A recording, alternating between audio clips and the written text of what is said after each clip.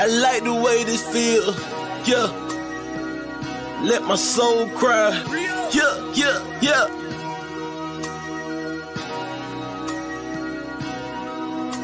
Minister, we gonna speak from the heart on this one. I'm performing lyrical funerals, no obituary. I killed your boy and brought him back to life. Pet cemetery. My anointing not based on attendance at a seminary. Scarlet witches, they attracted to the visionary. Everywhere I go, I bring the word with me, missionary. Soldier drafted in the war machine, military. Pay attention, what I'm saying to you, legendary. You got the demeanor of a front desk secretary. That mean you take the calls, but you don't make the calls. That's why you hate, cause ain't nothing fake about me at all. Now I dare you try to say that with a straight face. My delivery in tip-top great shape. I'm too advanced for you, light years, space age. No evolution for you cavemen, stone age.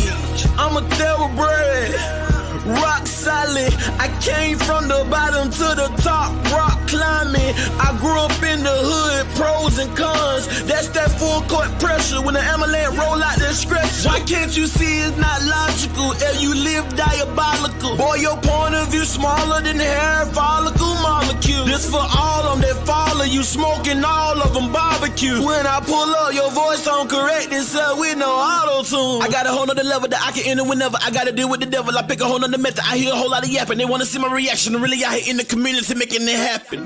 I don't really think they understand the dilemma. They ain't looking at the man in the mirror. I can't say it any clearer. The plan is very simple. It's time to start playing in the temple. Before somebody come and put the can on your temple. Reaching like a baby with his hand for the nipple. The Grand Reaper coming with his hand on the sickle. Hit the van coming with a ram with it. With the van coming get him. I am so glad that I changed up. Made it out of where I came from. Watch for the slide and the hook of the slow ball, fastball, and that change up. That ghetto lifestyle, it changed us. Go back to visit, it ain't changed much. Only difference is now the way that my brain process information. And Satan, but after my license, day one, let me say something. Only reason that I'm still alive today because God's grace is amazing. Just another raisin in the sun. Dream deferred when things occurred. Now you getting served right on the curb like a lemonade stand. I just gave you the benediction, let the whole church say amen.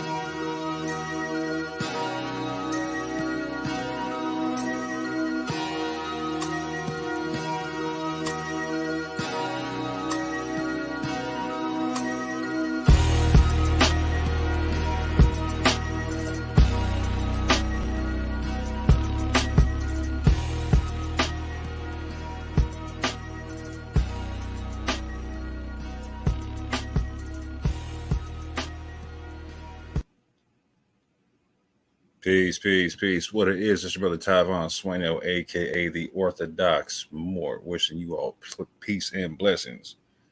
I never get tired of that song. Shout out to Minister Howe for that joint. I pray y'all are having a good day out there. I know a lot of people are wanting a spicy clap back and some craziness and whatnot, but I'm going to try to walk a certain line on this one. One, because I have to, because it's a sensitive topic and YouTube will strike the channel if I don't. But two, over a year ago and change, when a lot of issues started coming up in the community, whatnot, between a lot of the bigger names in the so-called moderate community, what I call now the Darbyite community, etc. A lot of people got at me on the side in terms of the people that were watching this, the viewers and whatnot. And they're like, look, man, I don't like watching y'all beef because I watch everybody. I'm trying to figure this thing out. I watch everybody and I'm trying to take everybody's information and see what sticks and what doesn't. And so this show is for y'all. Reason being is I've already dealt with this topic with Dante literally a year ago. Dante's recycling failed arguments of other people and whatnot. And so there's no need for me to go like just straight at Dante like I did last year when he brought the topic, right? I'm going to touch on a few things, but this is more so for the people who go around putting people on pedestals or whatnot. You need to go check who you put on pedestals. It shouldn't be A, it shouldn't be anybody, but B, you really need to check who you're putting up there. Because, like I said, I already dealt with this a year ago. And your man's been running from debates about this topic and the 400-year prophecy topic for a year straight now.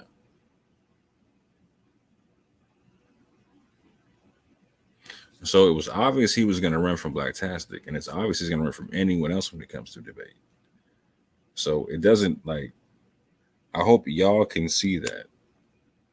So this isn't a back and forth for the sake of back and forth.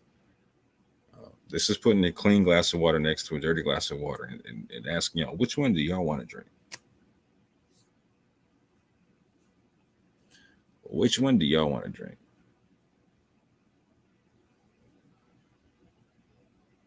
So, like I said, I dealt with this over a year ago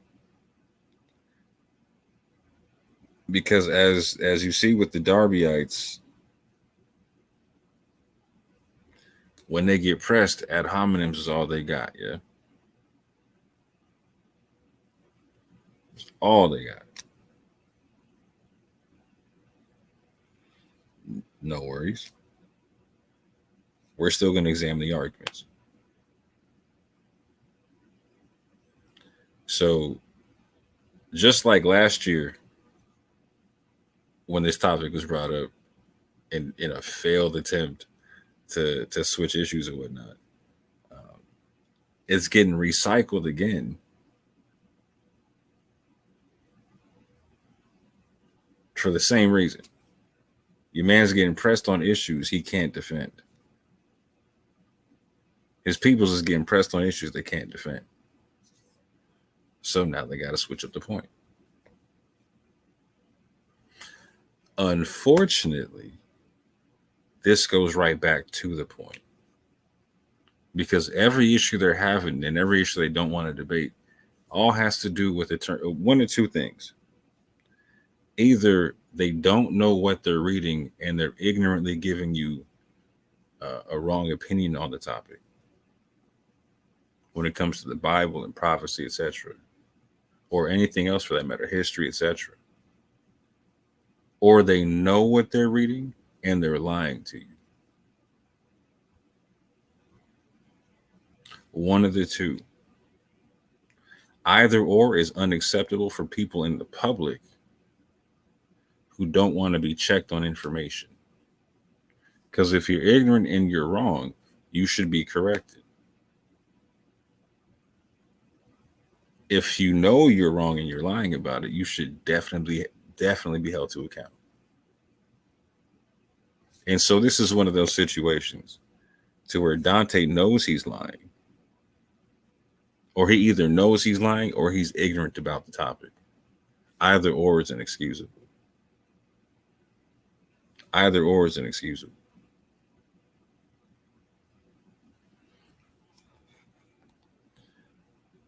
But like I did last year, I'm going to walk this out for the people. But what I didn't do is I didn't literally walk out the storyline and timeline for people. So I'm going to do that for y'all this year where I didn't do that for you last time. And many people saw this last year, and many people are going to see this again every time y'all bring this up, is that reading comprehension is an issue. Comprehension is an issue. Either that or integrity is one of the two. And if it's both, it's really a problem, fam.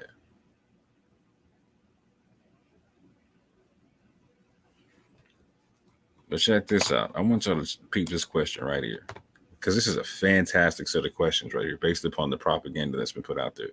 What are you pushing? Gay rights, spit it out. What is that made up term you have for gay marriage? I have no made up term for gay marriage. I have absolutely no made up term for gay marriage.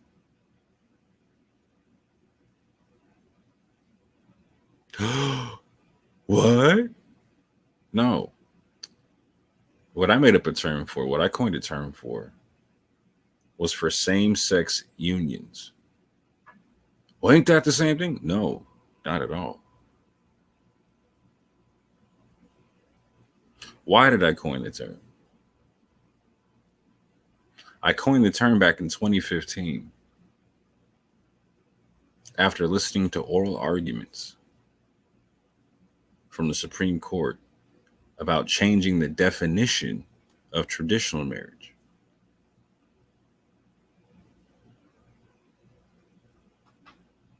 So, in defense of changing the definition of traditional marriage, i.e., in trying to keep it the same, I coined a different term because at the time, you had two options. You had marriage and you had civil unions on the table. Civil unions wasn't even a law.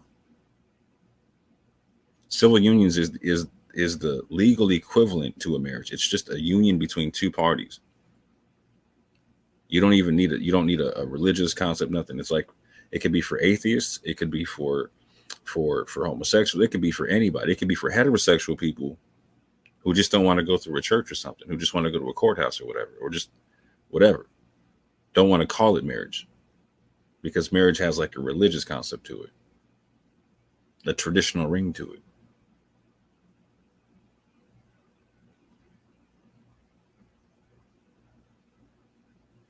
But what's funny about this is y'all are going to see that everyone who's ever accused me of supporting gay marriage literally reads off themselves and listens to me say that I don't want the definition of traditional marriage to change, i.e., that I do not support gay marriage. Same-sex unions and gay marriage are not the same thing. One of them changes the definition. Another one creates a new definition, leaving the old one intact.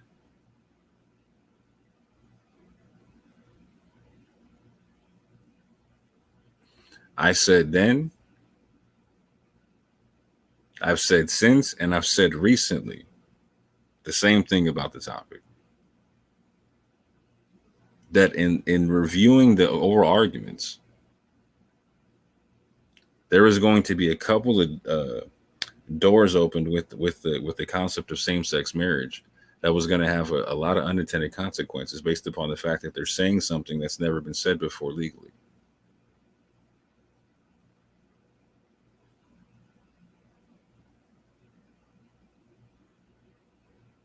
But I'm going to let the tape speak for itself. I don't really got to do much right now. I'm going to share a couple of slides at one point. But real quick, I'm going to show a tape of me talking to vocab back last year on an Israelite channel, Debate Talk for You. Being that I was accused of never talking about this in Israelite forums or letting people know. No, I haven't. I talked about this. I gotta be careful how I talk about this because I've had multiple videos taken down because of this topic.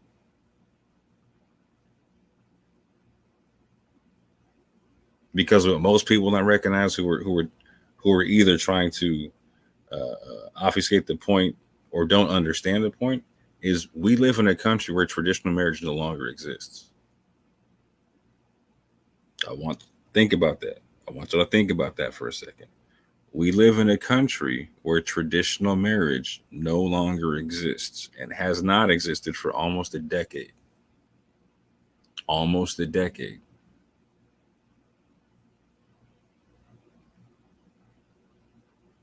So, question to the floor. Why is your man and why is his people like the Tail Ministries and Tail Twins and whatnot, why are they doubling down on not supporting the defense of traditional marriage?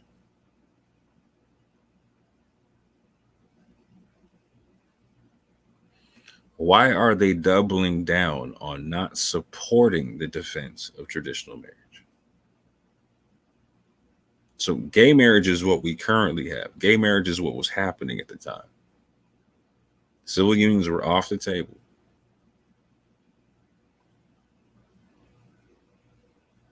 So there was nothing else that would have potentially protected traditional marriage and and protected us from the unintended consequences of what has happened since. Because a lot of people don't understand a lot of what you're currently seeing with the transgender laws came through the change in definition of marriage.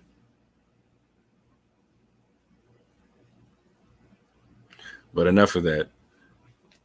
I'm just gonna start playing videos, showing some clips, letting the tale of the tape speak for itself. Again, it's sad that on either case, whether people are ignorant of what the topic is or they know what the topic is and they're just straight lying about it, it's sad either way because it's a serious issue.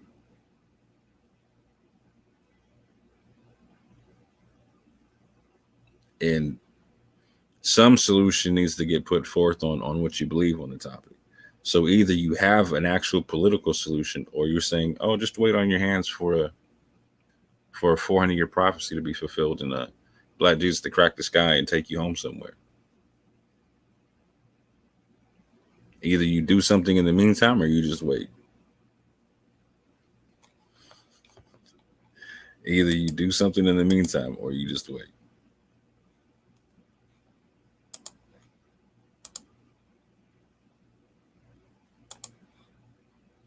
Share this joint right quick. Let me see where we're at here. Do it like this.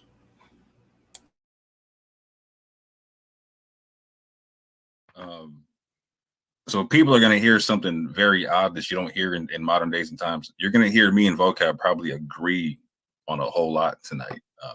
And people agreeing on controversial issues is not something you see too often these days and whatnot. But there's a lot of nuance in this conversation. And I think something people keep hearing me say all the time is we need to slow things down to understand the nuance and whatnot. And so I might disagree with some things that that Vocab says in terms of what's on or not on the pews, etc. However, we're not going to have any knife fights or any kind of beef on this whole thing because we're just talking about methodology on language on the pew. We're not talking about identity claims and them kind of things there. And what I think is interesting about this is people who make this conversation an identity claim conversation are willing to throw ad hominems out at anybody. It doesn't matter what side you're on. It doesn't matter your phenotype. Doesn't matter your spiritual belief, whatever. You can be an Israelite. You can be a Christian, whatever. If you disagree with this particular group's claim on the matter, you're going against the whole nation of Israel, or you're seen as an adversary for all kind of crazy reasons and whatnot. And I don't think that's a fair criticism and whatnot. And something I wanted to touch on because I watched this on Brand the other night, to where they were trying to come at you over a concept over again with the ad hominems. Oh, like what are you talking about this for? You're dealing with the transgender people on Twitter or something like that, or Instagram or something like that, right? Yeah, I'm Buriam. Yeah, and I'm like, yo, so this is crazy, right?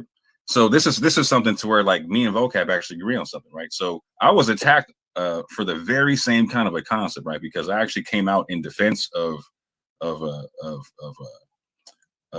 traditional marriage a long time ago and whatnot, and had the nerve to talk about it publicly. So the Israelite community, once they or this particular section of the Israelite community, right, once they found out that I disagreed with them, etc., they had to throw ad hominem attacks on me and try to attack me in the same kind of a concept, right? Try to say that I was pro-gay, all them kind of things, right? In reality, these are people who haven't, like, they're not trying to protect their community from anything concerning like the transgender or LGBT community agendas, etc. They're not trying to do anything about those topics, but they're just using them as ad hominem attacks or whatnot, right? They did the same thing to Sister Cherry. It was crazy, right? Yeah, well, it's an interesting point the way you bring it up. Like, they're not really doing anything for protection regarding these issues. Mm-hmm. But then they'll just use it as a weapon, right? That's what they try to do. And if anyone, it's not just these folks who care. But if in any way you're connected to maybe what we'll call a larger mainstream evangelicalism, especially in America, but not only in America, and I have some connections to that for better or for worse, because like with any community, there's good and bad. One of the main concerns and issues is what is often referred to as the transgender revolution, as a part of a larger revolution of all kinds of sexual ethics and mores and values and judgments about things. And one of the when you go on Twitter, when you go on places, when you open up a magazine, one of the loudest voices frequently in regards to this debate, besides perhaps say conservative Roman Catholics, are evangelical Christians.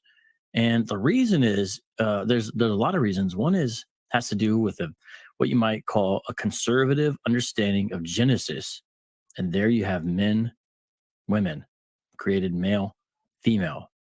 Like, and we understand that to be the case. This is how God set things up, and it ties directly into that. And then, of course, you see that play throughout the whole Bible. You know, I'm a complementarian, and that means that the roles of elders, you know, sometimes what we might say pastor, is reserved for qualified. So not every, but qualified men alone. You know, that puts you in a minority position, but that's where you're recognizing distinctions of a very important kind. And then this relates honestly to homosexuality as well, because homosexuality is the beginning of the lack of proper distinction. So it's like, well, the coupling is supposed to be male and female, and when you have same-sex marriage, it says you can just replace one of those and then just have male or female, and those are okay too.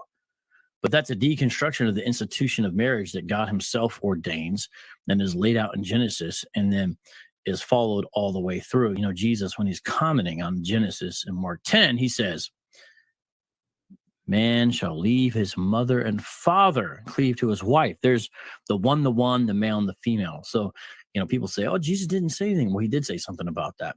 And that's not the only place. It's also implicit in a lot of other things he says. But Mark 10 is very important in these debates. And I go to ETS every year since I think 2015 or so, maybe a little earlier, Evangelical Theological Society meeting. And, you know, these are big discussions. These are big discussions there. Very important discussions. Some of the nature of them has changed since Obergefell passed, because with the passing of Obergefell, it's as soon as that got cleared, it's interesting how lightning fast the issue then became, the T. It immediately went from same-sex marriage is cool to the next, basically transgression, to be frank with you, which is the very next thing, which was the T and the LGBTQIA+. So you see that, and that's where we are now. And the reason why there's such a great concern is not only because of the way it deconstructs what scripture and really ultimately, frankly, reality and science tell us, but it will impede upon religious freedom. And we care about that.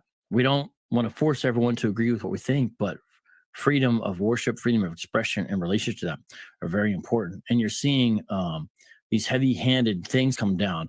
And so that's something I care about. That's something that matters. I've never really heard Hebrews Lights, you know, get into these issues, take chances on them. They'll just use it as a weapon. I'm talking about the guys who use this, you know, against. But, you know, you go back and you find I interviewed Michael Brown, for example, in his book, A Queer Thing Happened to America. And in fact, I brought him out to a church for a conference just to talk about that, because I saw these issues looming on the horizon. This is pre-Obergefell, right? And then with Frank Turek, when I did a radio show back in the day, he had a book all about reasons why you don't want to have same-sex marriage passed. So this is also before Obergefell passed. And that was an interesting conversation. So this is going back a while. This is old school stuff. Now, because I deal mainly with issues relating to Israelism and things like that, not focusing on those issues as much these days, but they're still important. I still try to keep an eye on them. And these guys, they just don't care about any of that. They'll just look for any opportunity for slander. And it's really bizarre and distracts from the main issues. So I didn't know that they had done that to you too. I actually did not know that. I don't. How did that go down? That's wild. Yeah. I mean, I don't know. Shout out to Dante. You know what I'm saying? Yeah. So basically I have the wrong opinion for the wrong people, and so they're you already know this, that their only tactic is ad hominem, because they won't debate you in a situation where they're discussing ideas. They're not going to debate the information. They're going to just throw rocks and hide their hands kind of situation, right? And so this long story short, like the takedown on me was going back to that time period. They went back to some stuff where I went back to the time period of when the gay marriage had gotten passed. I literally was reviewing the Supreme Court case right after it happened. I was giving my opinion on. I was saying that this is they're basically gonna use the T part to drive a truck through a hole, to drive a truck through some extra stuff that we're not expecting and whatnot, right? Yeah, that's exactly what's been happening.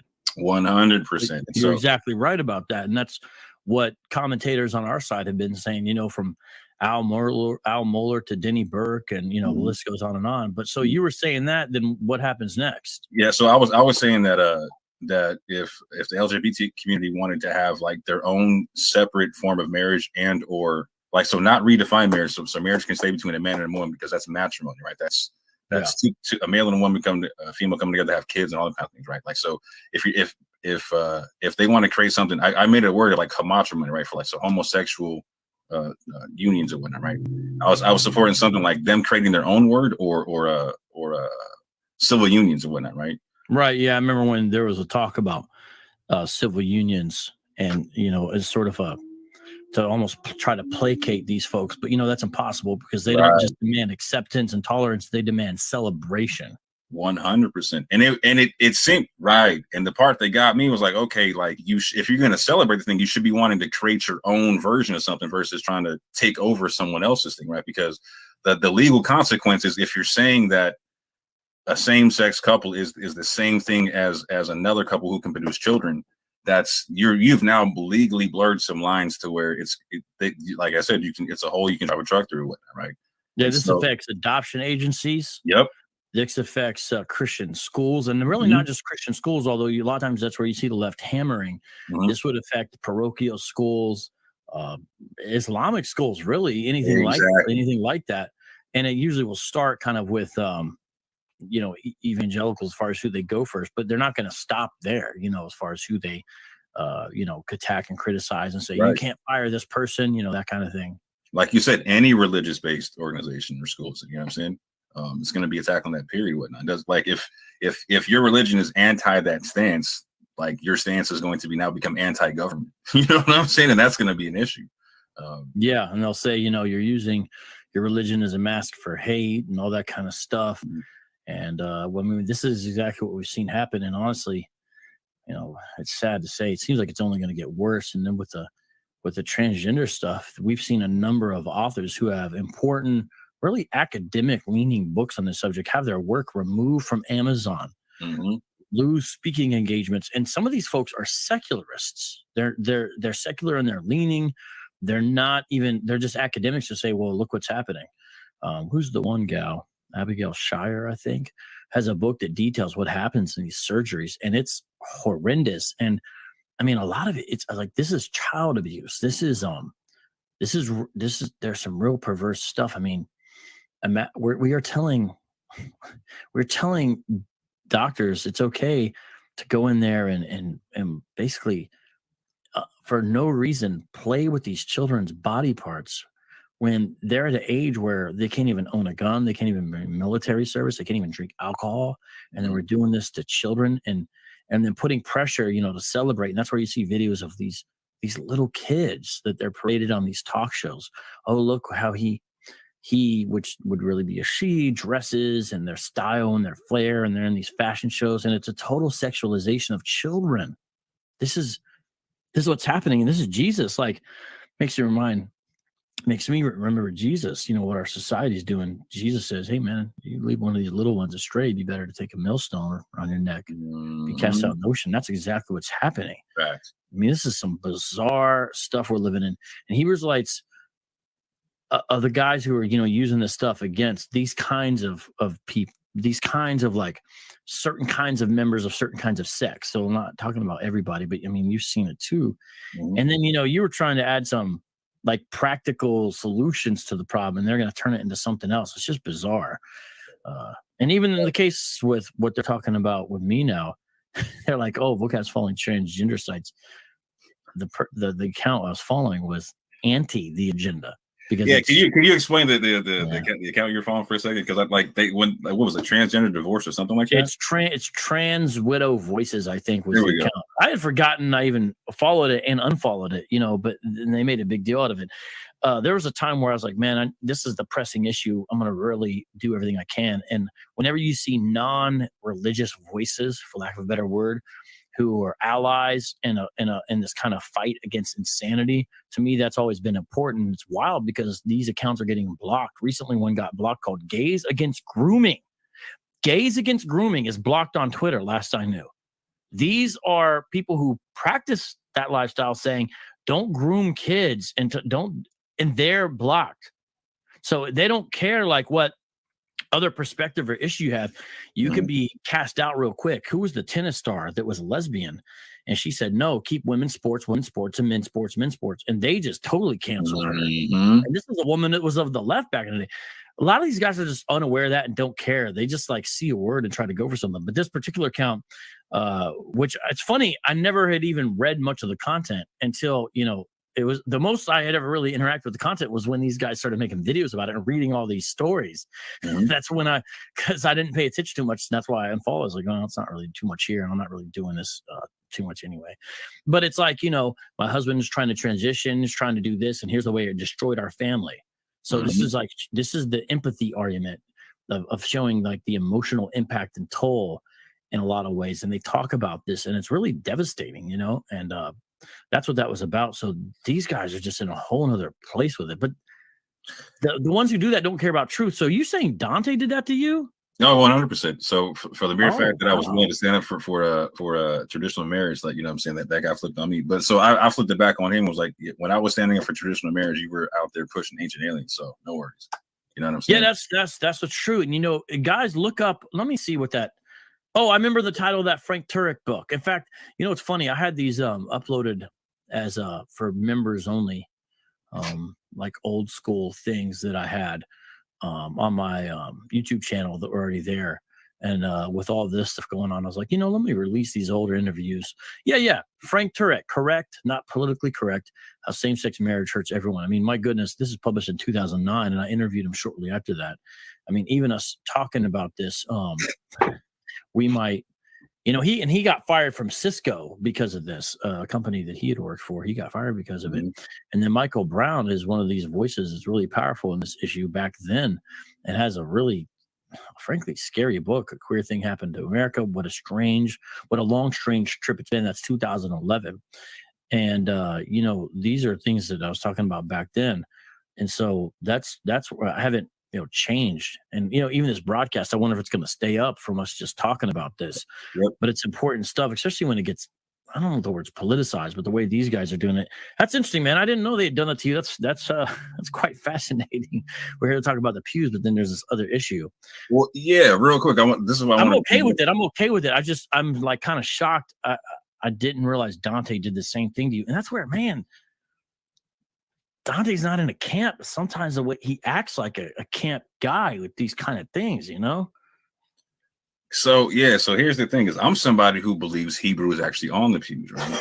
But for the mere fact that I have the nerve to believe that Arabic is also on the pews, it counters a narrative that they're pushing and whatnot. Therefore, I got to get dealt with, excommunicated from Israel, all kind of stuff and whatnot, right? And the whole point of me bringing all this up is like, I'm somebody like, so these are people who weren't willing to stand up and fight for traditional marriage almost a decade ago, right? These are people who are not interested in trying to understand. Like, so when you were I saw that you were I heard that you were unfollow that group or whatever, or that page or whatever. Right off the top of my head, I'm like, okay, vocab has kids. You know what I'm saying? Like any parent worth their salt, you know what I'm saying, is going to be paying attention to this kind of stuff, because like this stuff is getting pushed on children right now. You know what I'm saying? Like this is a big deal and whatnot. And real quick, I just want to put this out to the public. I'm not anti-LGBTQ, etc. You know what I'm saying? I'm a live and let live type person. I'm libertarian in my views and whatnot. As long as you're doing your thing over there, I'm doing my thing over here. I'm not tripping on you, fam. To each his own. I'm not mad at that in no way, shape, or form. However, there's an aspect of this thing to where it's crossing lines, and that's what me and Vocab were talking about. Like, so for people who are religious in their beliefs and whatnot, there's an aspect to where this crosses lines and whatnot. And so, and this is why I'm going to bring this back into the pews, right? In the sense to where, so we're both people who are willing to confront society when we feel like we're being damaged by society, whatnot, right? And that's something I actually respect about you. Like, so I don't necessarily agree with how you go about things all the time, but I respect the fact that you believe in protecting your way of life and protecting your standard of living, etc., all that kind of stuff, right? So, for instance, like with the Islamic stuff, like with Islamicize me, I might not agree with everything you did in that series, but I also understand, like, I'm a Muslim or not, right? But I also understand, like, I'm a Quranist, etc. I understand Vocab's talking to a group of people who literally are on some, like, let me reform a caliphate type of thing. Let me try to infiltrate some stuff and slowly take over a government and be a weak go from a weak portion of society to a strong society and take it over and whatnot. So I understand he's addressing something. He's not just making videos to make videos or whatnot, right? Again, we can agree to disagree on the tactics or whatnot, but I can respect what he's doing in that fashion, right?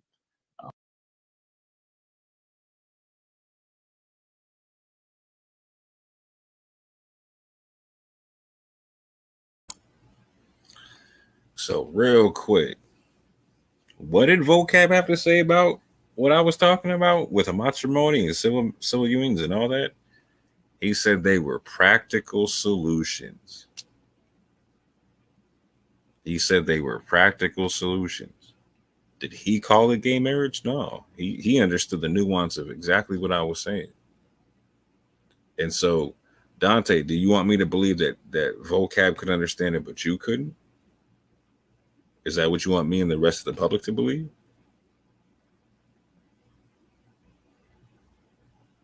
Because it's either that or you did understand it and you were choosing to lie about the thing for over a year straight. Y'all got to make up your mind on that one, fam. Either Vocab could catch the nuance and Dante couldn't, or Dante caught the nuance and he decided to lie about it.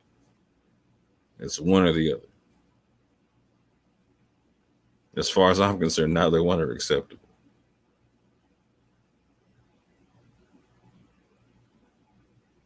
One can be cured through honesty, right? I mean, you can correct ignorance with truth. You know what I'm saying? That's it. That's easy to do. The other one you got to correct with integrity.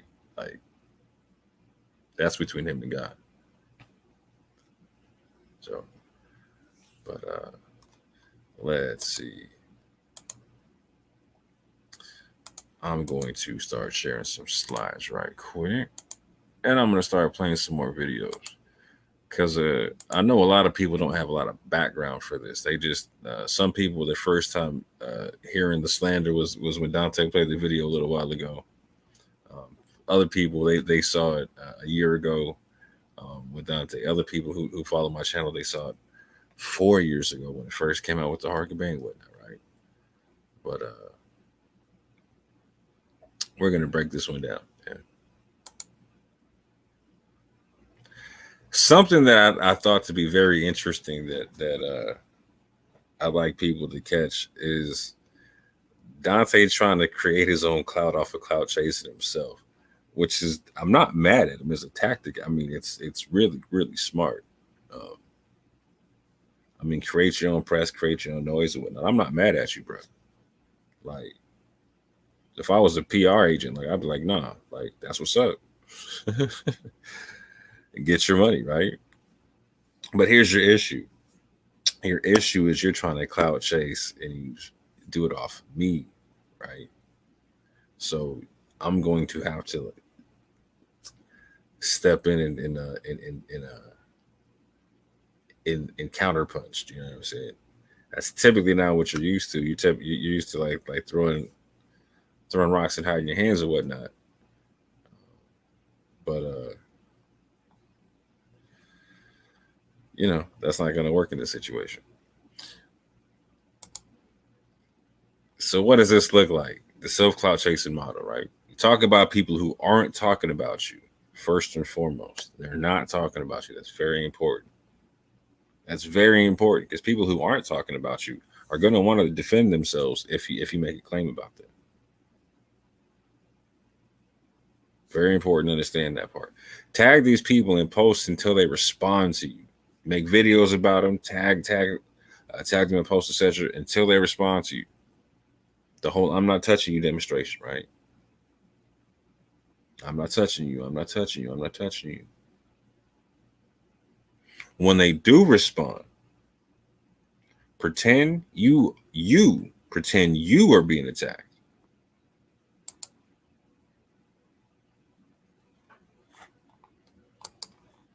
You start the joint, but when they respond, pretend you're being attacked.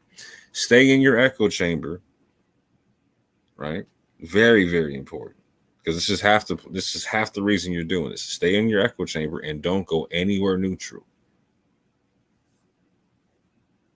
Don't go anywhere neutral because it might get exposed that you started the thing, right? But while you're in your echo chamber, after having started all this ruckus or whatnot, after you hit the bee's nest and whatnot, right? Then after you're in your echo chamber and you don't go anywhere, you advertise to your cult of personality and you push your products. Mind you, I was watching you try to talk ish, and before you even got into it, you gave a 7-minute infomercial on your junk, man.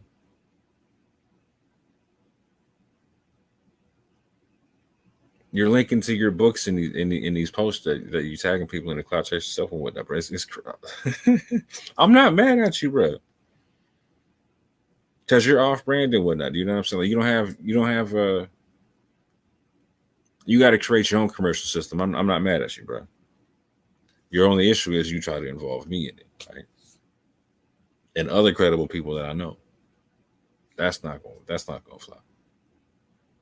Now check this out. After he's advertised to his cult of personality and pushes his products and whatnot, now it's time to change the topic and move on to some other person or group.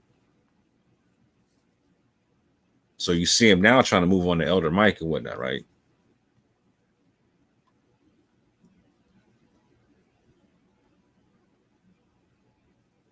Going from Blacktastic to meet Elder Mike. Real quick. Bye, bye, bye, bye, bye. And then you just wash, rinse, and repeat.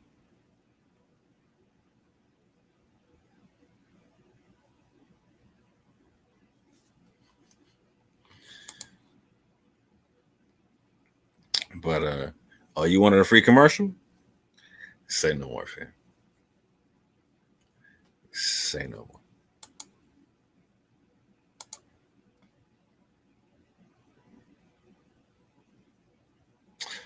We got a lot of false allegations to deal with. In his video, he made a lot of false allegations. He didn't just talk. He didn't just touch on the matrimony topic or whatnot.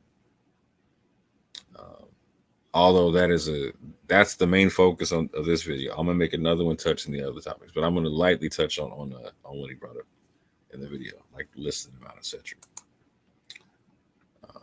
But understand this: what's he trying to do with the video that he made with me and Blacktastic and all, like Elder Mike and everybody else, right?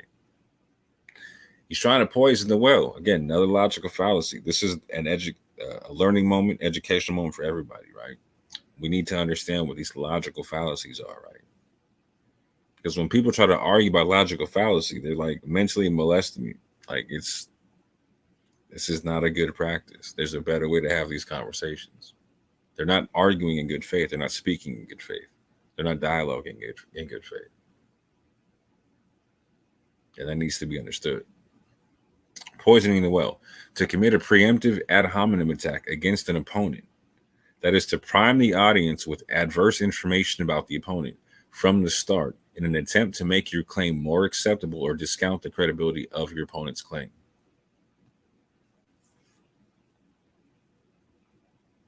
I mean, that seems pretty straightforward. He's doing that with me, Blacktastic, anybody, fam, anybody. We're liars, or we're cloud chasers, we're this, we're that.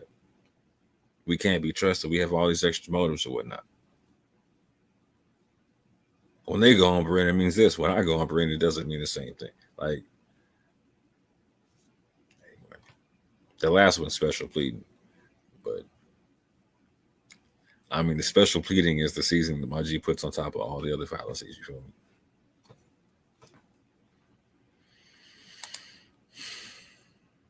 Then we go into the ad hominem, attacking the person, making the argument rather than the argument itself. When the attack on the person is completely irrelevant to the argument the person is making.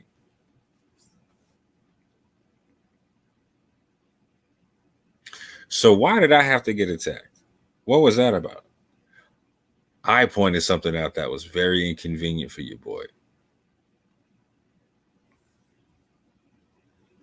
I pointed out something that was very inconvenient for you, boy.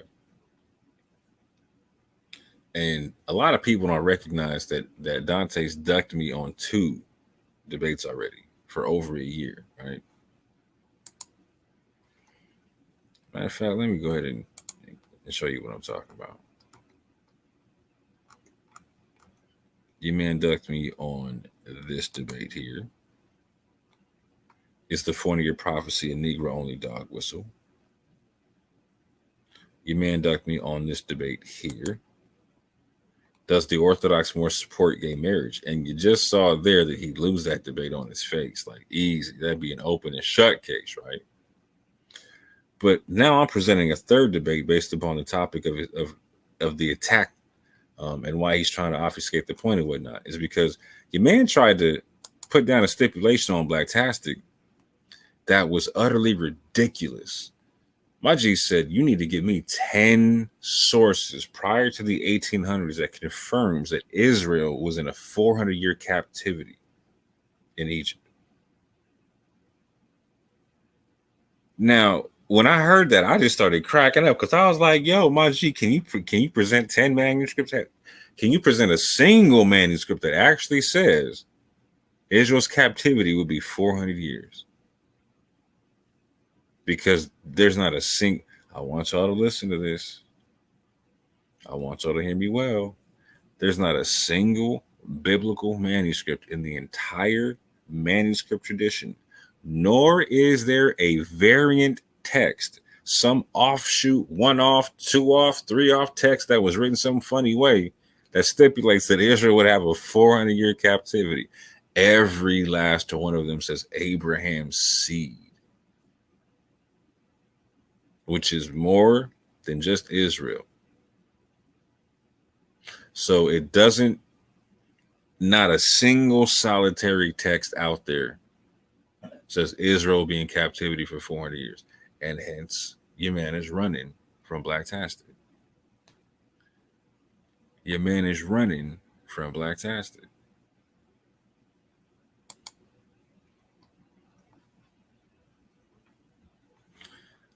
Going forward, we have the ad hominem and the guilt by association concept, right? When the source is viewed negatively because of its association with another person or group who is already viewed negatively. So again, what was the point of this attack? Dante tells you in the video, he says, I want you to know who Blacktastic's rolling with, who he's with. So the point of trying to bring out this whole hamashiach and make you think that I support gay marriage when that was never my position is to make Blacktastic look less credible. He's so afraid of having to deal with Blacktastic's arguments that he's using this logical fallacy to try to use me, right, to make me look negative. And like make me like a pile of mud and throw me on Blacktastic and make Blacktastic dirty with it. Guilt by association. Fam. You could just say like, no, Blacktastic gave you an argument I can't deal with. You could just say that. I mean, you're pretty much saying that without saying that at this juncture. Insults are the last resort of an insecure person with a crumbling position trying to appear confident. One more time. Insults are a last resort of an insecure person with a crumbling position trying to appear confident.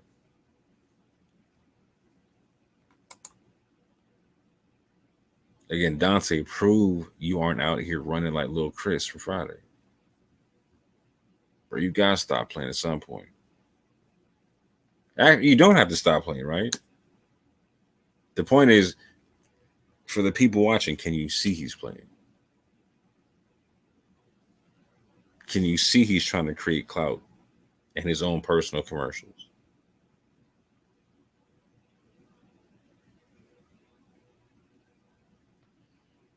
Some can, some can't. All praise to the Most High.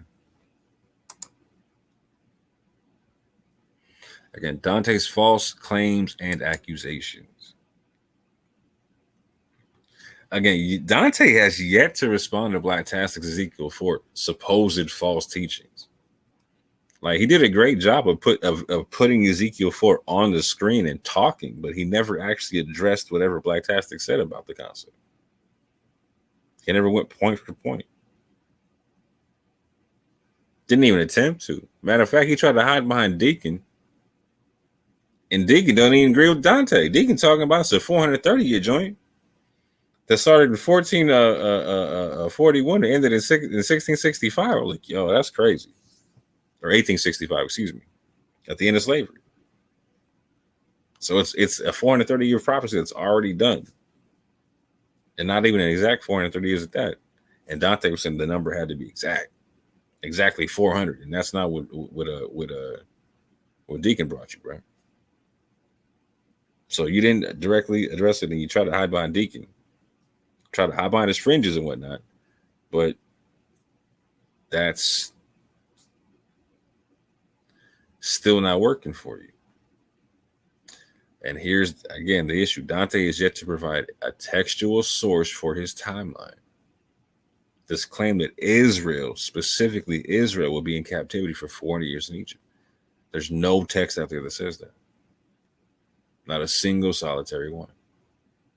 Dante is yet to prove he gave vocab the same stipulations that he gave Blacktastic.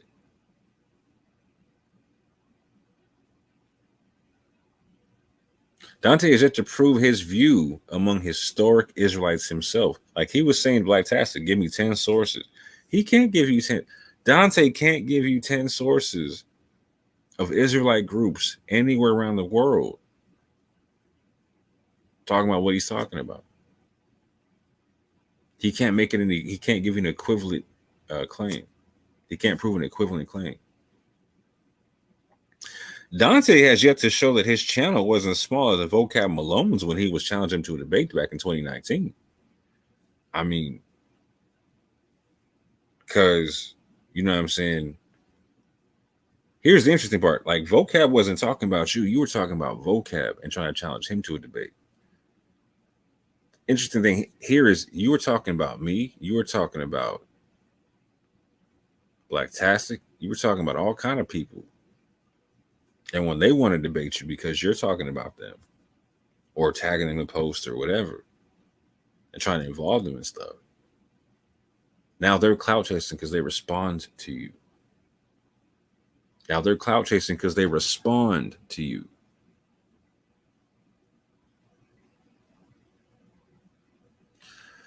Dante has yet to prove that other people started this, i.e., me and Blacktastic, Zadok, etc. Elder Mike, etc. Nope. Can't do it. Because everybody saw what it was. Blacktastic and Zadok was on Bereans, not saying your name at all. And as a matter of fact, they were doing everything they could not to say names and talking about, like, hey, we're not talking about everybody. We're talking about a specific group of people. You jumped in front of the bullet. You decided to wear that and they weren't talking about you. And then you made a post that Berin read live, that you addressed to Berin, speaking about the people on this panel. So everyone knew who you were talking about. And you know what they did? They still said your name and said, we're not beefing with you, fam.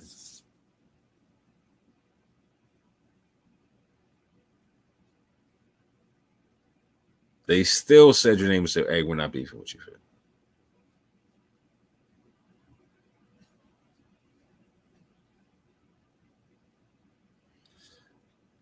Oh no.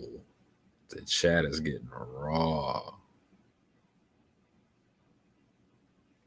The chat's getting raw. Oh wow. Moving forward. Dante claims I am a liar with no integrity. Dante claims I'm a drama queen in everyone's business. Dante claims I lied about him talking or taking down a video. Excuse me. Dante claims I have proof Garfield and Abu lied, which I'm going to deal with this stuff individually on certain videos or whatnot, right? But this one I find hilarious because literally as we speak, there's a video about to go. Like, so this whole bit about like Garfield and Abu lied has to do about this whole like Portuguese Jews in West Africa being white and black and all this type of stuff, right? And so at the time, Tazara and Dante and them were making the claim that everything got to be black. Anything Portuguese is black. And Abu and Faithful to God and Garfield like, nah, fam, that's not how it works, bro. And so they're going heavy with it, like, nah, it's all black. Anything Portuguese is black, fam. Got you. And now they're literally on their part 2 breaking down. Like, so now they're talking about like the black Portuguese Jews, yeah. But Tazara is literally having a breakdown. Well, they're black and they're white. They're black and they're white. But they're originally black, but they're black and they're white. So it's hilarious to me. It's a lot of walking back going on these days. Some people are advancing some crazy stuff going forward, but there's a lot of walking back going on these days. You know what I'm saying? People don't want to deal with DNA no more. People don't want to deal with these Portuguese Jews no more like that. All kind of stuff, man. Dante claims I said he offered me a bag, which he can't ever pull any tape of anywhere. A Facebook post, a YouTube post, nothing. A text message, nothing. I never claimed he offered me a bag. Ironically, well, I'll get into that in a whole nother video, but no, I never claimed he offered me a bag. Dante claims I don't believe the Bible. The Bible has laws against LGBT stuff. That's a pretty profound claim. Because even in the clip that your man tried to remix on my joint, I don't even say the Bible. Wow. Dante claims that matrimony is the same as gay marriage. And that's the stick. These are the sticking points here, fam. Because no, it's not the same as gay marriage. It's literally not the same as gay marriage. Literally not.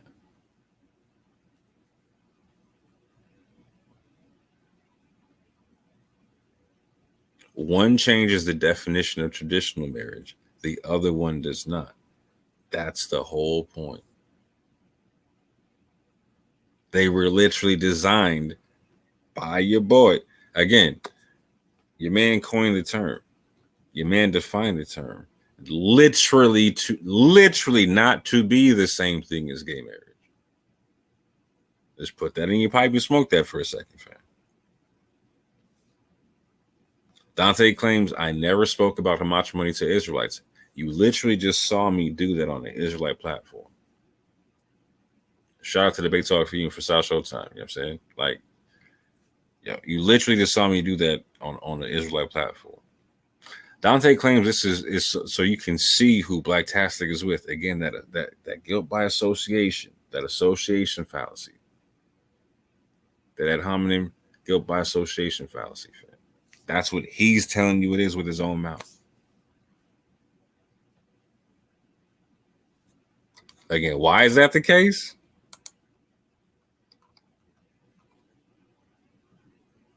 All right, baby. Hey, come on.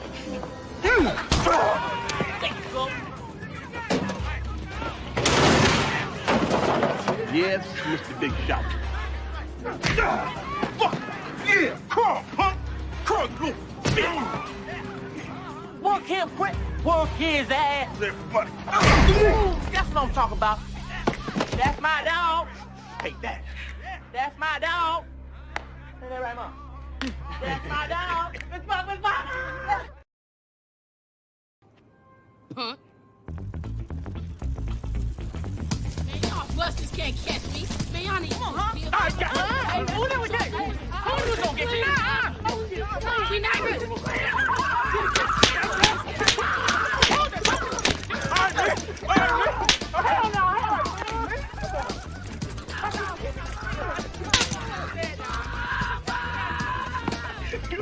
You ought to be throwing about back here.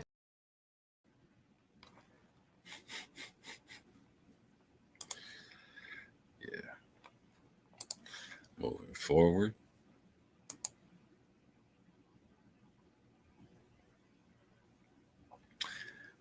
So I find this interesting. The truth is, Dante has no issue using the failed attempt of someone who falsely attacked me without provocation over his beliefs that it is Torah to wear foreskins on your head for healing, that Jesus did not die on the cross, and that Israelites should use the Circle 7 Quran over the Bible, even though Circle 7 says the exact opposite. My fault. I should have put 7 there. Matter of fact, I'm gonna do it like that right now. Bob. Jeez.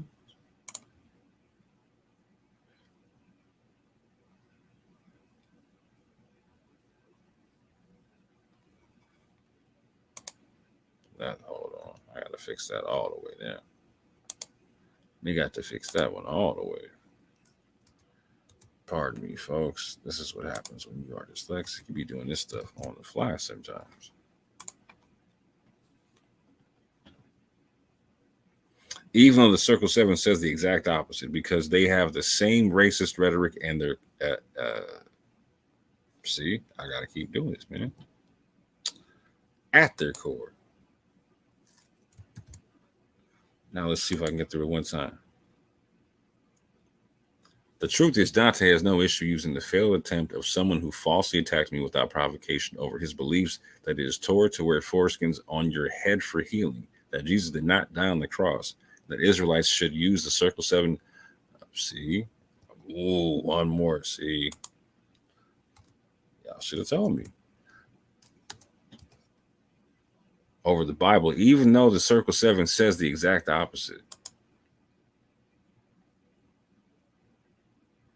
Because they have the same racist rhetoric at their core. That is very telling. Who am I talking about? I'm talking about Taharka Bey. And what's interesting about Taharka Bey and about Dante is that his whole crew of Darbyites and Taharka act the exact same because they have the same belief system, basically, right? Like, again, this racist rhetoric. And so a lot seems like, again, I've been through this before with a lot of people. This ain't my first rodeo with the racist and whatnot, right? Again, I got attacked over the same concept 4 years ago. Nothing new for me. But a lot of ad hominem, a lot of running away from debates, etc., etc., etc. But I'm going to show you a lot of the same tactics being used by Taharka and by Dante and the rest of the Darbyites. Again, we already saw Dante doubles down on not defending traditional marriage. Again, supposedly I support gay marriage, but what's Dante's stance on this whole thing? So let's find this out. We're gonna go through this. Again, like I broke down, matrimony is not gay marriage. As I coined and I defined the word, it is a legal union between homosexuals. While legally equivalent to marriage and civil unions, matrimony would have protected the definition of traditional marriage, which no longer exists in this country. I'm not ashamed at all to have been on the front line of trying to defend traditional marriage and warn about the potential unintended consequences of redefining the word. We are still living in the aftermath without a tenable solution for the good people on all sides of this issue.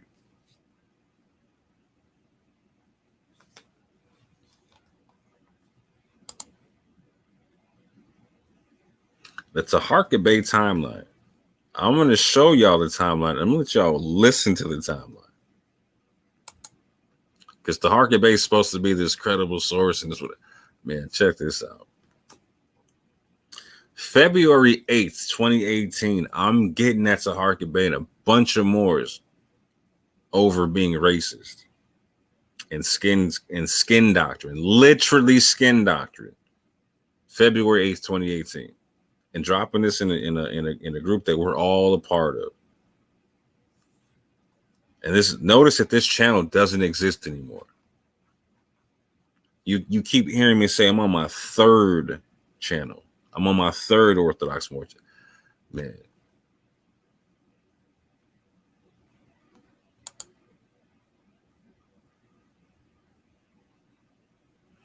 July 11th, right? Lord Abba, who was another Moorish debating Gideon Israel. Y'all know Gideon, right? Gideon's the person that Sister Cherry told he wasn't worth the flesh he was printed on, right? He's actually pro the 400-year prophecy and whatnot, right?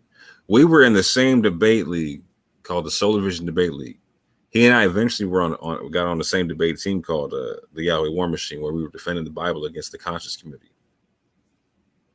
At the beginning of the debate league, that wasn't the case. It was every man for himself or whatnot, right? And of which I'll show you a conversation here where we were all talking about upcoming debates, etc., whatnot. But you can see here where there's an adversarial tone between the Moors and the Israelites. So we're like, so is Deuteronomy 28 referring to our people? Are we the Israelites? Lord Abba was trying to debate Gideon on them not being Israelites and them being Moors, etc. And so I write the concept because I'm in the league, and from the beginning to the end of my time in the Solar Vision Debate League, where I have over 30 time debates on the clock, I'm described as a Moorish American Muslim of Maghrebim descent, meaning that I come from like Jewish descent, North African Jewish descent or whatnot, that I count both, right? Moorish, Jewish. I rocks with both, right? And so as such, I say this, it's not possible for a Moor to ever win this debate, and I'm a Moorish American Muslim. We must get into the scriptures that Noble Drew Ali told us was ours. Because in those scriptures, again, I'm no longer with the temple, etc. However, in those scriptures, it specifies that Moors are supposed to, like, the circle 7 is the uniting of the Quran of Mecca, and it's the 18 missing years of your Holy Bible. So the Holy Bible is deemed a scripture you're supposed to be familiar with, etc. And there is no supersession of people not being Israelites, as the Israelites are all throughout the Moorish text or whatnot. As a matter of fact, one of the first places you're going to hear about people being called Israelites is in Moorish texts. I'll probably get into that on a whole nother video, but anyway.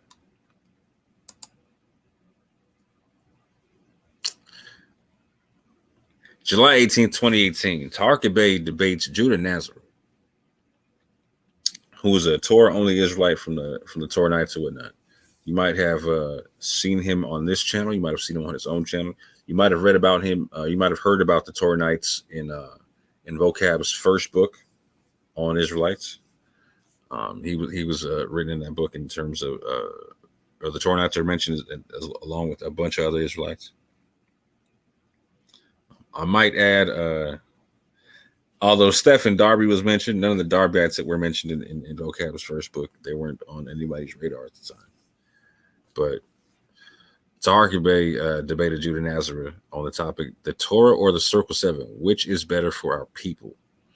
And in this debate, Taharka and Lord Abba are trying to come with this topic of, or this concept of the Bible's no good. A lot of Muslims say that concept, right? That's not what you ever hear me say. You hear me say that the Quran confirms the previous scripture, not that it says it is corrupt. And so you'll also see where I kind of take a similar stance, etc. But in this debate, Taharqa Bey, it's his first debate in the debate league. It's his first debate, period.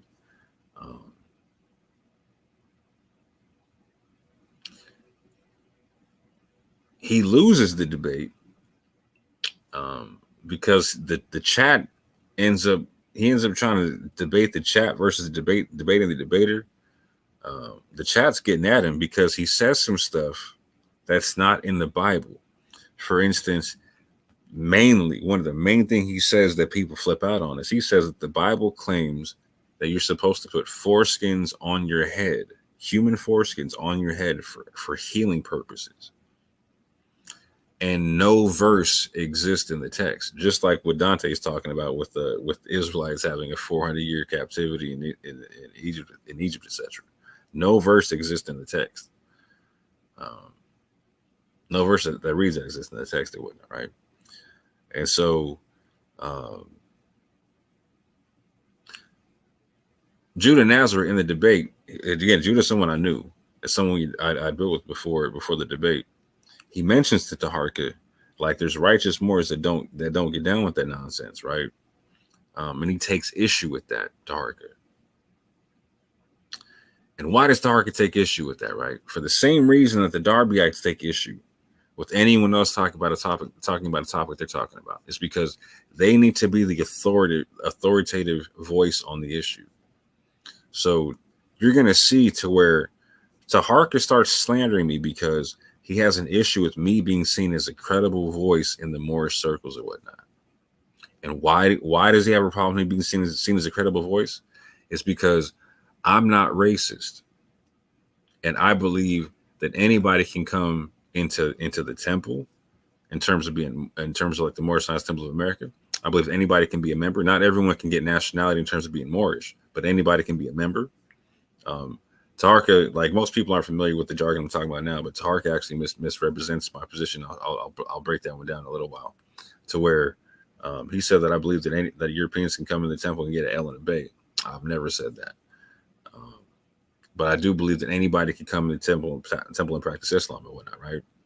Just like I believe that anybody can sojourn with the nation of Israel. There's no racial subdivision to where there's a racial barrier to where you can't join religiously to something.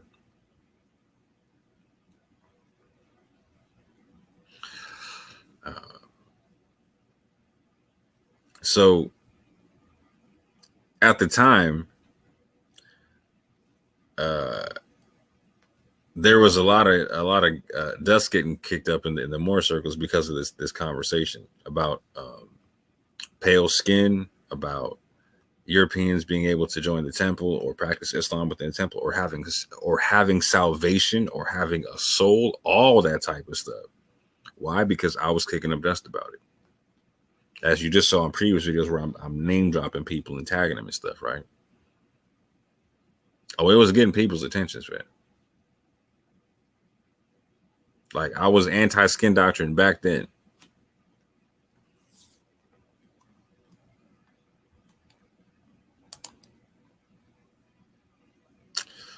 July 26th, 2018, after Taharqa loses the debate,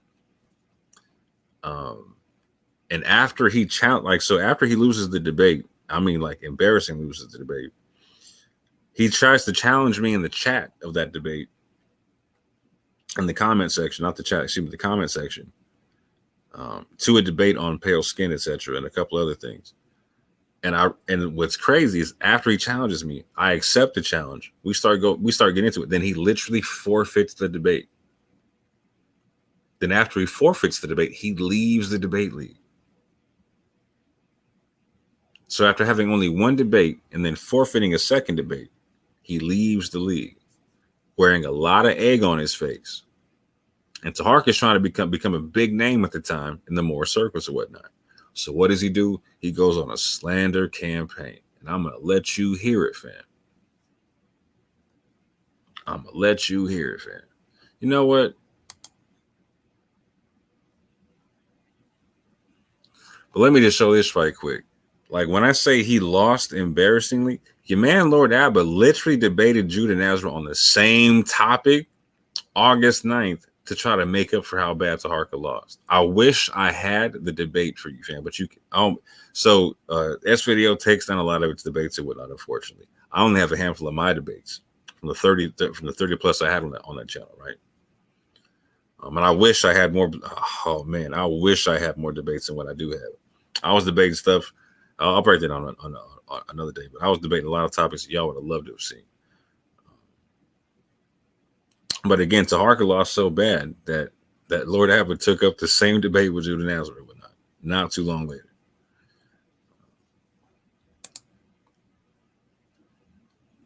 That's the flyer for that joint.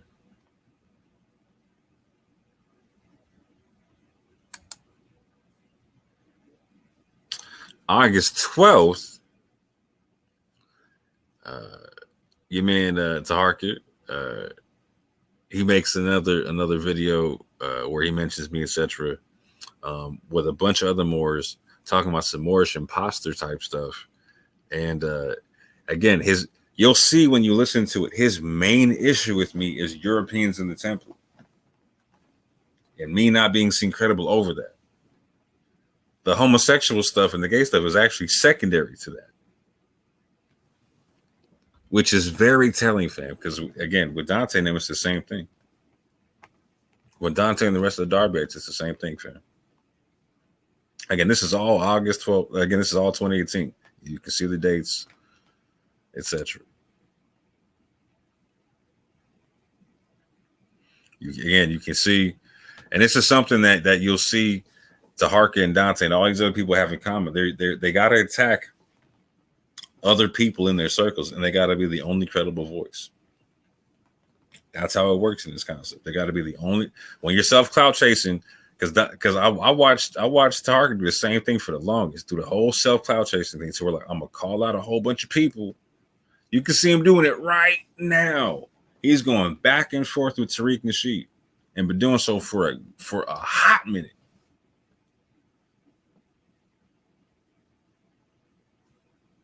Can't tell you the last time he cracked the Circle 7 or a Quran on his show, bro. Got into a proper lesson. Same thing with a lot of these Darbites, etc. Anyway.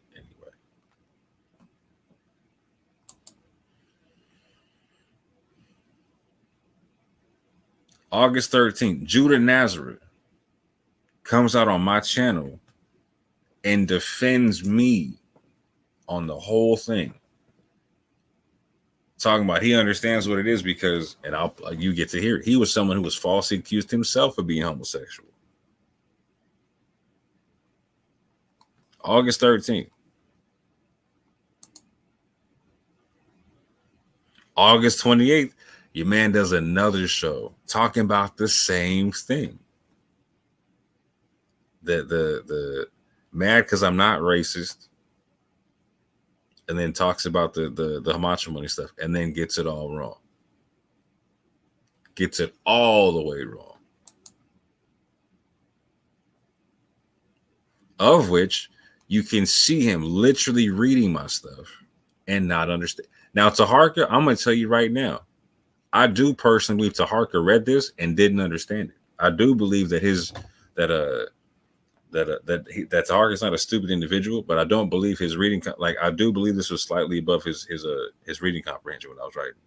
I don't mean it to be a slight on him, but I'm just saying this is a nuanced argument. I think he missed the nuance. Dante, nah. Dante writes books. I know he can read and write and has comprehension. I personally think Dante knew what it was, but I could be wrong. I would prefer to think he was ignorant about the thing. That's what I would prefer to think. At this juncture, over a year later, I can't think, it's hard for me to think he's ignorant about the thing, fam.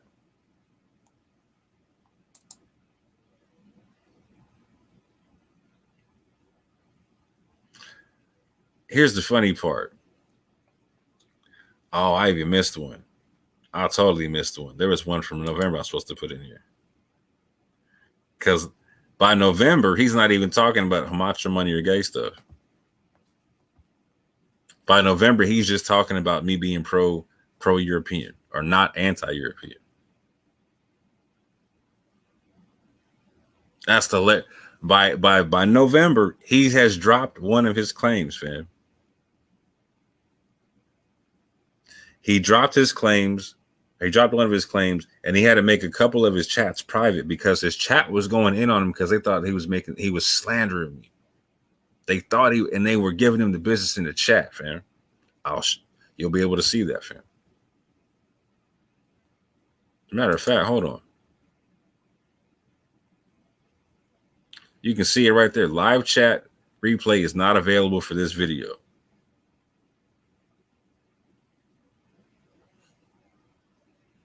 His own chat's going in.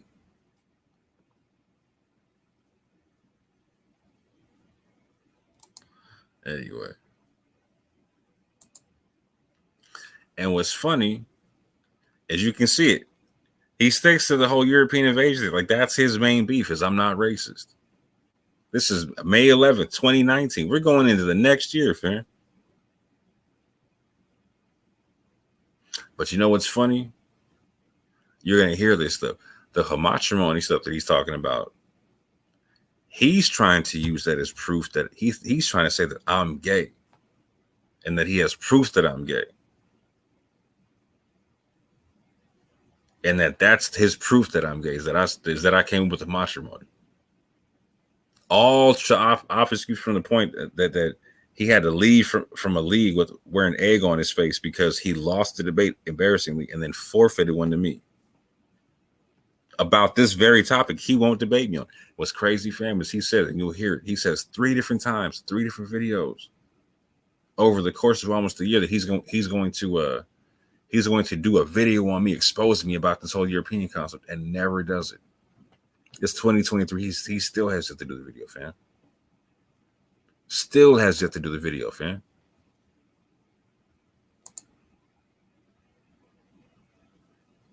So again, February 2018, I challenged Taharka Bey and other Moors on racism.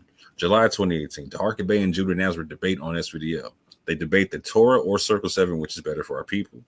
Taharka Bey claims it's Torah to put foreskins on your head for health. Judah Nazareth says righteous Moors like OM, me, don't reject the Torah.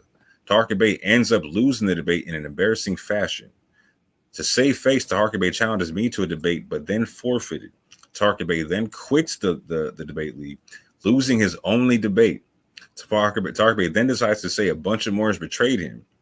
August 2018, Taharka Bey, his prime issue, his number one issue is that I'm not a racist individual. The homosexual stuff is secondary. August 2018, Taharka Bey claims, his claim was that I am gay and had proof of such. That was, again, he claimed that I was gay and had proof of such. August 2018, Taharka Bey claims his proof I'm gay is I'm pushing homosexual issues. Again, in August 2018, Taharka Bey claims he has slides ready to do a show on me. Again, still has yet to do the show, 2023. Fam. August 2018, Taharka Bey claims that I am an agent in the Moorish circles. August 2018, Taharka Bey's own chat does not agree with the Harker's rhetoric. Again, you saw how you can't even access the joint. You'll see it again, fam. He edited a video he knew I no longer had available to me. And you'll see this here in a second. In the full video, I discuss much more than what Taharka Bey edited. I speak on the Noahide laws, LGBT laws, and religious protections, just like you hear me talking to vocab about, etc. I do not speak on the advancement of homosexual issues. That's very clear. I hope y'all can understand that. I do not speak on the advance. I'm not anti-LGBT, right? But I don't speak on the advancement of homosexual issues. What was I doing? Again, gay marriage was already there. already becoming law of the land, I was offering an alternative that preserved traditional marriage. I proposed an alternative to changing the definition of marriage. What I proposed was a legal defense of traditional marriage. However, even Tarka Bay's edited clip, and you'll hear this, even his edited clip states my actual position. And the thing about it is your man actually, like, again, Dante goes through the same thing. He plays the same clip. He reads the same clip. That states my position, where I'm stating, you can hear me saying it with my own voice.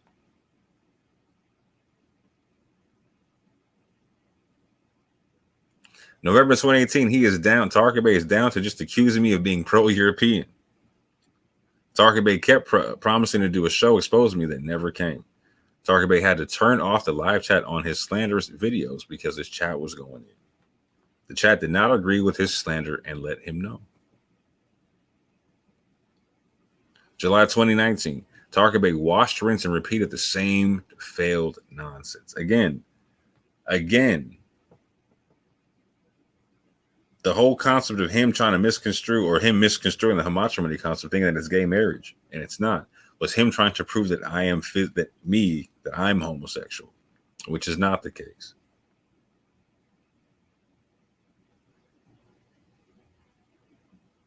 Tarka Bay went back to being big mad that I'm not racist. Tarka Bay went back to claiming that I am a homosexual without proof. Tarka Bay went back to claiming that I supported gay marriage. It's January 2023, and Tarka Bay has never done that show on me.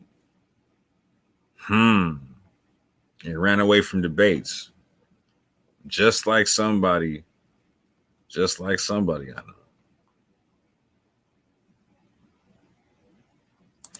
What I got next? I got that. Again, Tarka's actual issues with me were based in other people seeing me as a credible source of information. He is also heavily steeped in racism and took issue with the fact that I am not racist and believe that the MSTA literature is also not so. Sound familiar? That's exactly the issue with the Darbyites. I'm not racist, and you can't prove racism in the Bible to me, fam. It's not going to happen. The truth is, Dante has no issue using the failed attempt of someone who falsely attacked me without provocation over his beliefs. That it is toward, again. You heard me read this. Like, your man, no, I've been said this. Dante knows this is the case, and I'm going to show. I can't show you the foreskin part. I wish I could. But I do have footage of some of the other stuff he said he believed, right? And again, Israelites will come back to me on this in terms of what happened with the debate. As a matter of fact, ask Gideon, fam. Ask Gideon what the Harker was saying in that debate, fam. Ask Gideon if what I'm saying about the foreskins is true or not. Ask Yehukanan. Yehukanan saw the whole thing, fam. But check this out. This is why I got to be real careful about how I talk about this, right? And why when people talk about like, oh, he don't talk about this in public, it's hilarious because A, you saw me talk about it in public. But B, I want you to see this. YouTube removed this video where I talk about, again, titled, I'll read the title. Tarka Bay, Bring Your Proof, Part 5, where I'm responding to him attacking me and whatnot, right? I don't have the video that he has where he looped it on me, whatnot, where he edited the joint, right? But you'll hear him say where he was building a file on me. You'll literally hear him say it with his own mouth. And so he actually he clipped the video that he ripped a video of mine that I had before it was taken down. And I'll show you though, but I was getting a lot of videos taken down because I was talking about this topic here, right?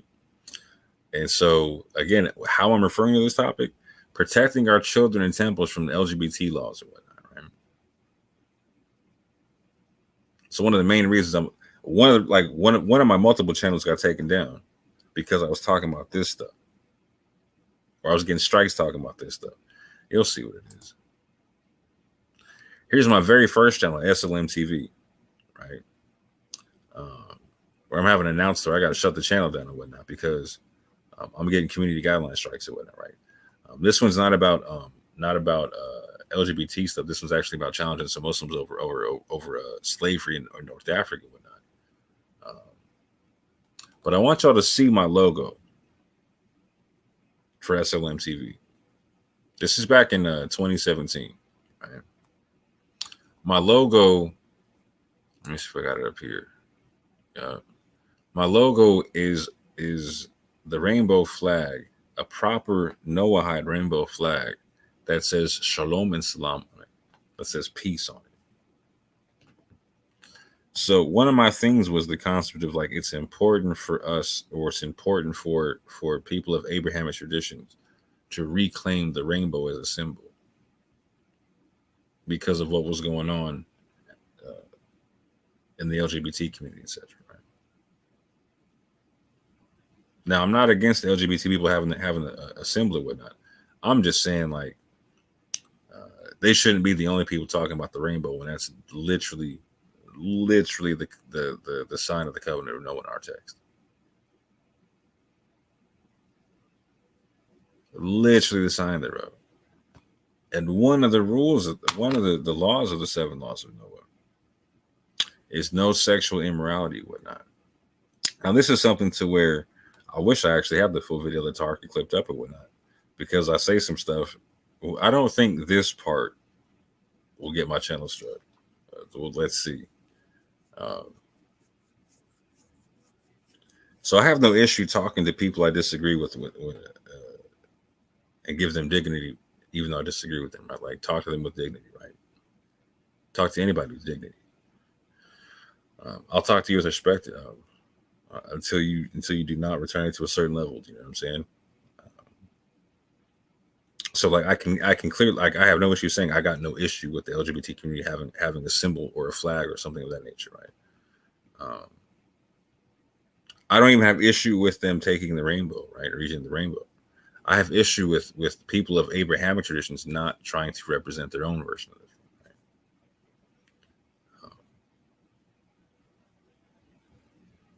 And so I also have an issue with there not being a respectful conversation on all sides, right? So, for instance, part of what I was talking about in the video, which you'll see, is that there was a couple different ways that the Noahide laws are written in some websites I was looking at, and so I took issue with one of them because they talked about incest, adultery, and homosexuality, and that was it. And so I highlighted the word for homosexuality and maintained that there's not a Hebrew word for homosexuality and whatnot, and that it also didn't that homosexuality didn't cover the rest of the sexual acts that are no good in the Old Testament, right?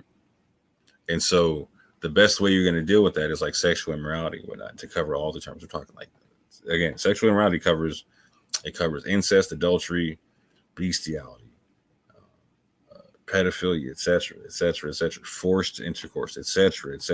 You know, like, so homosexuality doesn't cover all that, nor is it even a Hebrew word or a word you can find in Hebrew. I go on to make arguments. I try to get people to understand how people are going to make legal arguments for things being legalized that were not legal at the time, right?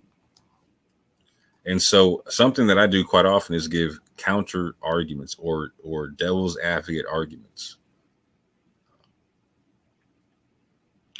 So, you know what? I'll get to that point. I'll explain when I get there, because there's this whole thing to where, like, Dante says, I don't believe that the Bible has anti-LGBT laws. No. I stipulated that I don't believe there's a specific a law against homosexuality in the Old Testament, because there's no Hebrew word for homosexual. Again, that all gets clipped out from its Tarka plays, right? But it's obvious when you'll hear this that it's an edited video. I go on to give arguments. Well, I wish you could hear all of them in that video, because they're actually pretty interesting. But if you heard all of them, it would definitely get the video shut down. But I break down linguistic arguments for that people use for what they're talking about. Now, for me personally, I don't think, even though the text directly, like, so it reads if you read it directly in Hebrew, it's something akin to like, a man shall not lay down with the man and then lie down with the woman, etc. Right?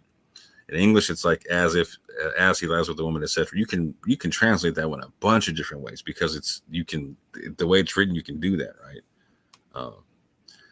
To the point to where there's some Orthodox Jews, and you'll probably see me write this down there in another spot here, but there's some Orthodox Jews and some Orthodox Muslims who make the case that it's just a cleanliness concept. So, for instance, meaning that it's a male female transfer concept, to where like it's a fluid transfer thing, to where, for instance, like in a lot of Sunni circles, a lot of Sunni Islam, male homosexuality is punished at a different level than female homosexuality, because from what I understand from the Sunnis is that it's a different level of uncleanliness to them. I've literally heard Orthodox Jews of certain sects make the same argument with the text, to where when it says man shall not lie down with the man, it doesn't apply to women. Now, I've debated on the other side. That's like, no, I think you could go to the Old Testament, and you can see the different relations in the parts where it speaks about not lying with your sister. Like, you can go down the list where it talks about your father's this, your mother's that, etc. And you can literally you can make the case, right? But even if you don't get it there, or someone argues you there, it's not arguable in the New Testament. Again, these are all things that don't come out on the video, or they don't come out on the clipped version of the video. But again, once again, I make no qualms and I don't apologize at all for giving devil's advocate arguments and trying to educate the Abrahamic community in terms of what they could do to protect themselves in the coming legal battles, etc.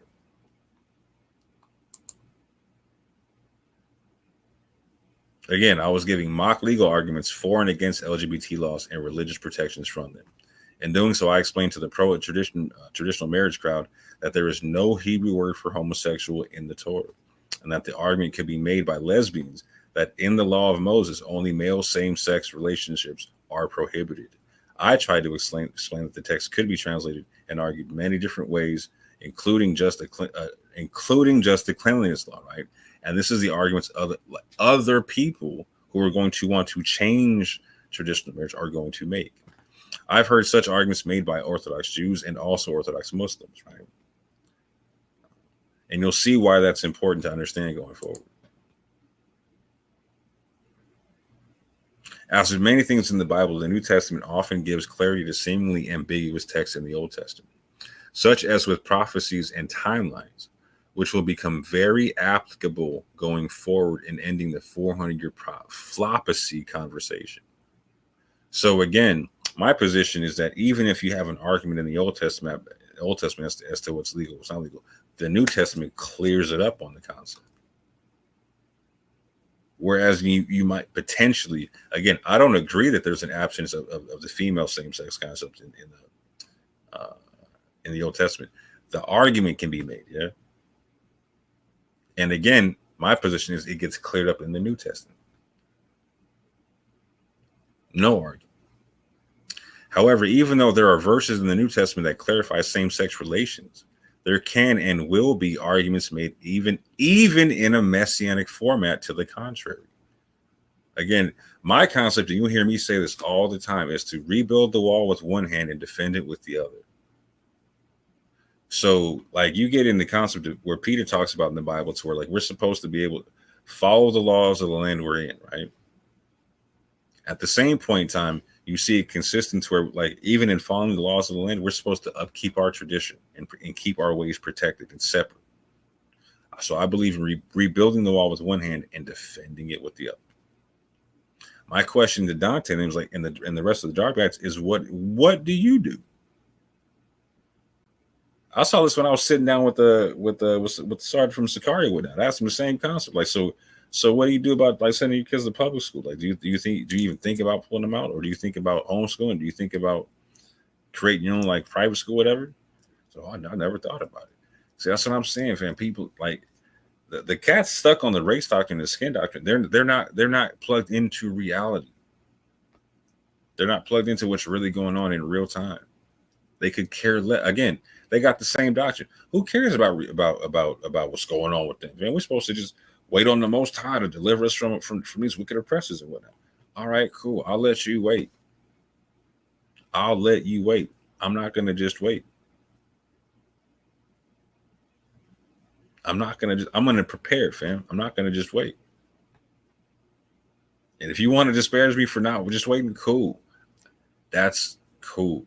Understand. That ain't ever gonna stick with me, fam. It's just gonna roll off.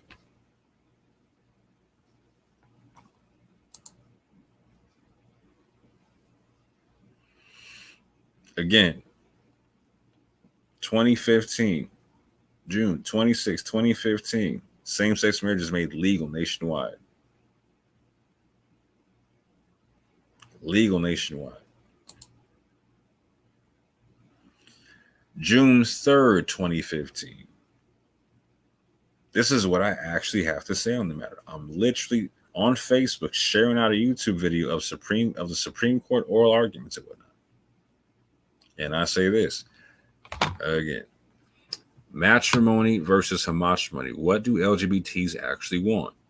To me, it makes a lot more sense to create a new legal definition for LGBT couples to form legal unions under. Again, legal unions under. Not marriage, legal unions under. Than it does to try and change the legal definition of marriage. Marriage / matrimony does mean a union between a man and woman. Same-sex unions, again, same-sex unions, not marriage. Same-sex unions would be homatrimony. I support homatrimony being legally defined for same-sex unions. I also support civil unions being universal throughout all the states. I also strongly support the right for matrimony to keep its legal definition of being a union between a man and woman. There is no need to recognize one group at the expense of the other. Equal protection under the law means liberty and justice for all, not just some. What's that last part there? Equal protection under the law means liberty and justice for all, not just some. When they're changing the definition of marriage, they're taking away something from some of the people. What I offered was equal protection. Marriage didn't need to change. Marriage did not need to change for the LGBT community to have legal unions. It's that simple. The definition of marriage did not need to change for that. So that's June 3rd, 23 days before the actual ruling and whatnot. That's me having heard the oral arguments and just going in from there. December 6th, 2015. Again, I'm sharing a YouTube video where two women are trying to get on a birth certificate. LGBT community, I'm confused. First, you wanted to change a word that only applied to a couple that can produce children, marriage / matrimony, instead of create a term that would actually apply to your lifestyle, like homatrimony. Now you want to be able to say that you created a child that you didn't create, instead of just adopting the child legally. Do y'all understand that your policies make y'all look envious of heterosexuals and not pro-LGBT? Whatever, it's not my cause. Whatever, it's not my cause. Whatever, it's not my cause. I have no ideas what y'all are trying to accomplish, but it doesn't seem to be life, liberty, or the pursuit of property, or equal protection under the law. Whatever the agenda is, it looks quite curious to me is all I can say. Y'all seem as if you are imitating the Rachel Dolezal demonstration and wanting acceptance as something you are not, instead of proudly being yourselves. But I guess I can't really complain. My people are trying to base a movement around being a crayon color instead of a national identity. Shake my head. All right. So again, I'm even breaking out the skin doctor thing in this joint, fam. Anyway, I'm praying y'all can see the nuance in this, fam. I mean, to me, it's. I mean, most people don't have a hard time seeing the nuance in this, right? The only people that have a hard time seeing the nuance in this seem to be people that are blinded by skin doctrine. Again, very clearly, whatever. It's not my cause.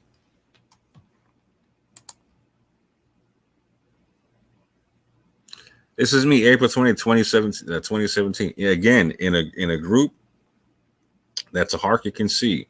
What's again? Video not there because the page is taken down. What's the topic, fam?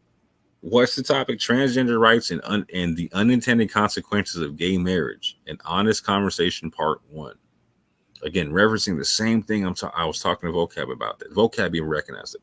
A bunch of Christian groups recognized that T was going to be a door that they drove a semi truck through.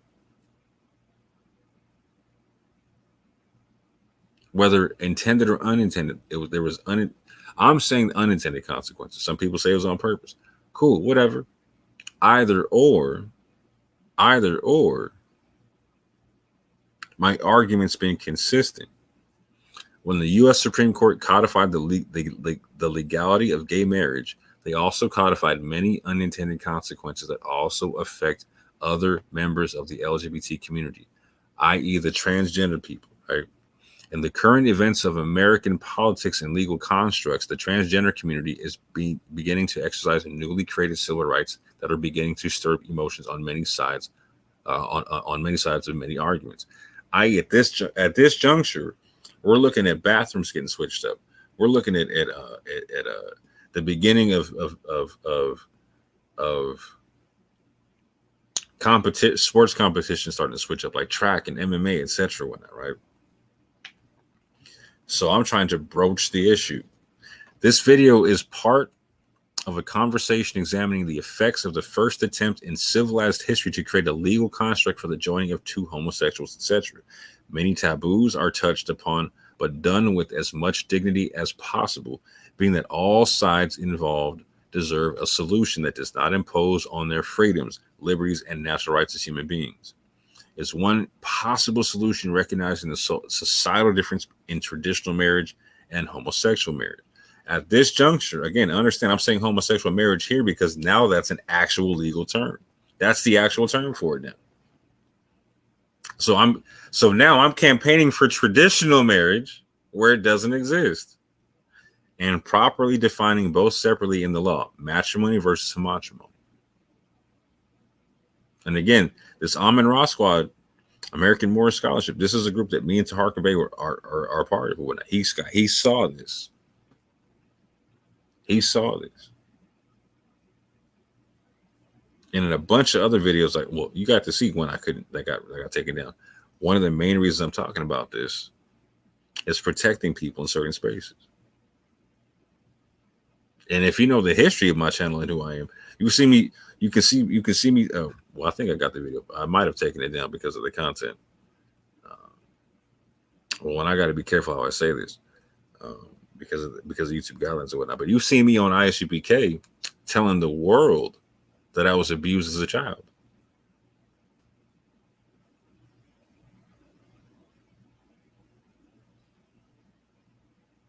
I know a lot of people who were abused as children. And when it comes to spaces, etc., and again, I'm not saying I'm not making the claim that people are predatory because they're LGBT. Please don't hear what I'm not saying. Like the sis says on Brain TV. Don't hear what I'm not saying. Right. I'm talking about legal spaces and people sharing spaces that they don't want to share. Right. That starts a whole bunch of stuff in unintended ways that people don't think about. And again, I got to be real delicate with that so I don't get this one taken down.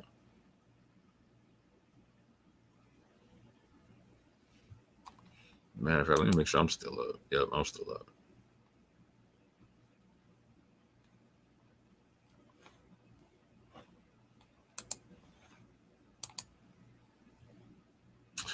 Now, this is something I thought was super interesting. This is Dante back in 2013. And he said this about Fox News Post dealing with Obama, urging a court to overturn gay marriage or gay marriage ban, excuse me. He said, most people are too blind to realize that this is not about gay marriage. It's about subverting the will of the people by force. The majority voted to ban gay marriage. If the majority had voted to allow gay marriage and he was attempting to overturn it by force, it would still be a subversion of the will of the people. It doesn't matter whether you agree with gay marriage or not. He's saying it don't matter. If he is successful, where will it stop? Why allow people to vote at all if a small group of people can just overturn it if they don't like the outcome? That's not democracy at all.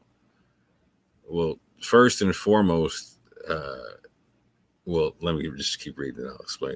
Either your vote counts or it doesn't. Obama, through his actions, is saying that that your vote doesn't count if he and the Supreme Court don't agree with it. So first and foremost, there was no national vote on a gay marriage ban. We don't have a national initiative process. So there was no overturning of a national voting ballot. There's just that to deal with. But there's a couple of points here I want to point out. This whole majority rules thing, right? I find that to be extremely interesting because that seems to be like a way they like to get down. It's so like might makes right kind of a concept, right? And that's not how our scrolls get down. Our scrolls get down on like an individual rights kind of a thing, to where there's a Torah constitution,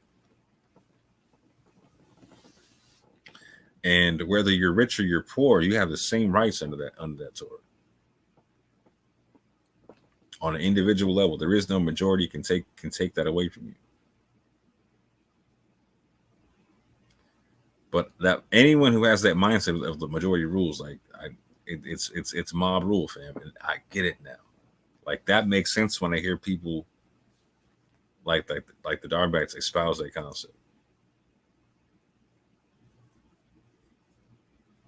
The individual means nothing.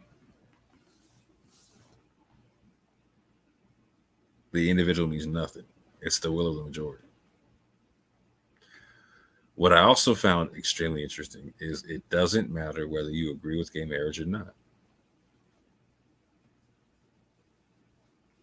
Now, I'm saying it mattered. I'm saying it had unintended consequences if you did or did not, right? He's saying it didn't matter.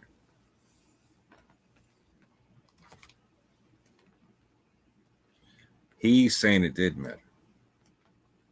And like I said, the Supreme Court did not overthrow the will of the people. So that right there gives me it gives me hope that my man was being ignorant about the topic in terms of what he was talking about with me and Hamachi. Like I'm hoping he's ignorant about how legality works and how politics works and how all that type of stuff works. I'm hoping, right? But at this juncture, my money's on he's not hoping. My money's on he knows what time it is.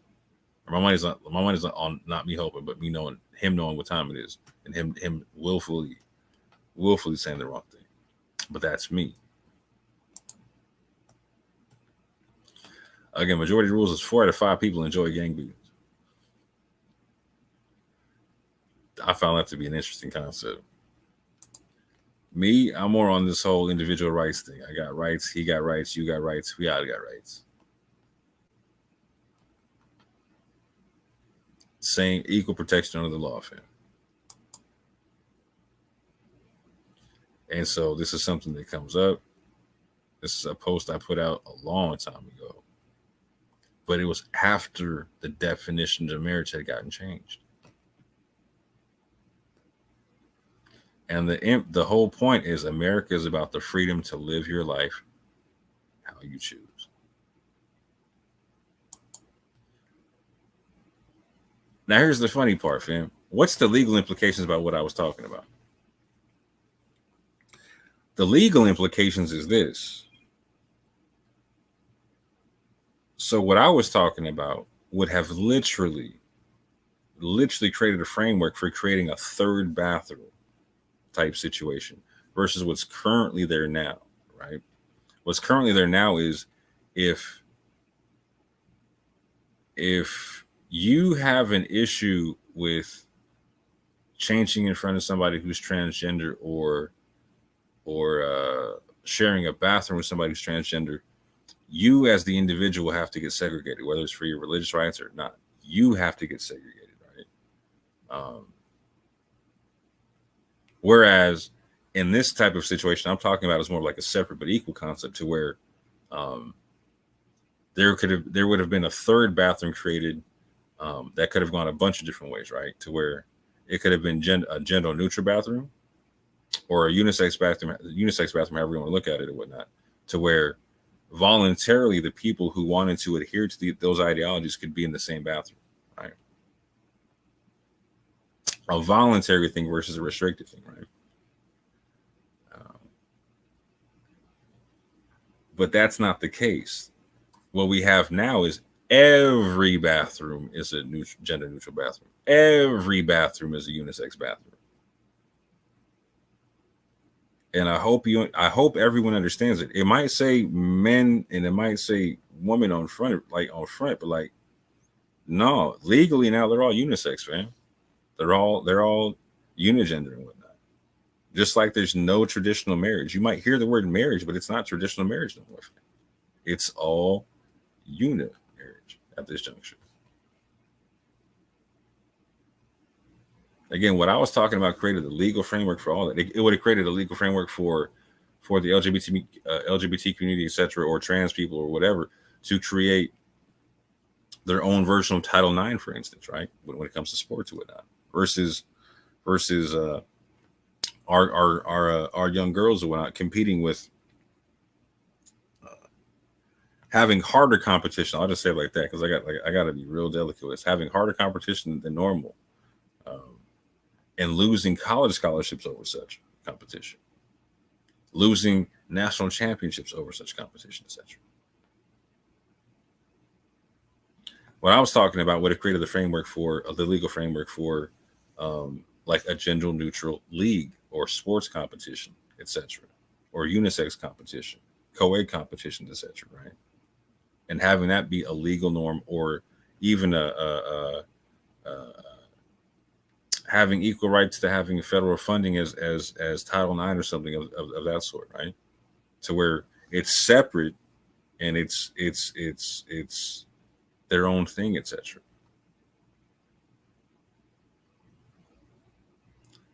But that's not the case.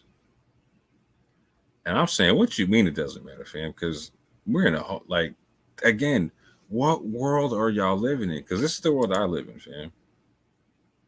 Like, I live in this world where in 2018, Sandra Lawson was the first African-American lesbian rabbi in the world.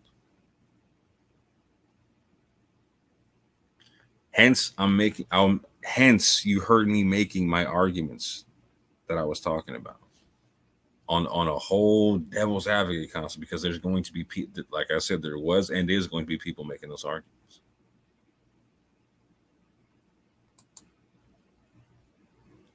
It's the world I'm living in, right? And this is what I meant about the whole like a legal framework for something different than what we currently have, right?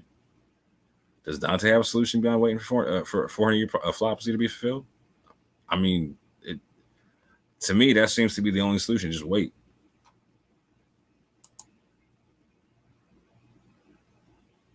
Again, this is what's going on now. This is what's happening. Not only are our daughters losing scholarships and whatnot, they're losing championships, man. This is a real thing. There's a real women's 400-meter hurdles champion. This is a real thing. Any solution, Dante? Oh, nothing. Got you. Just sit and wait. Got you. What about this one? It's story time now in the schools, right? This is what's going on now. So we're supposed to do nothing, Dante.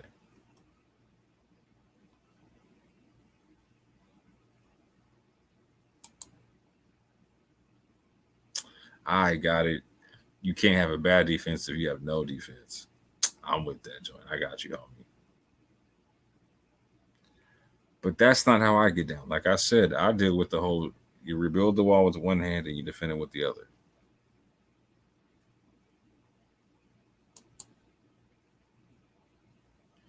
You know what? Let me go ahead and stop showing this right quick.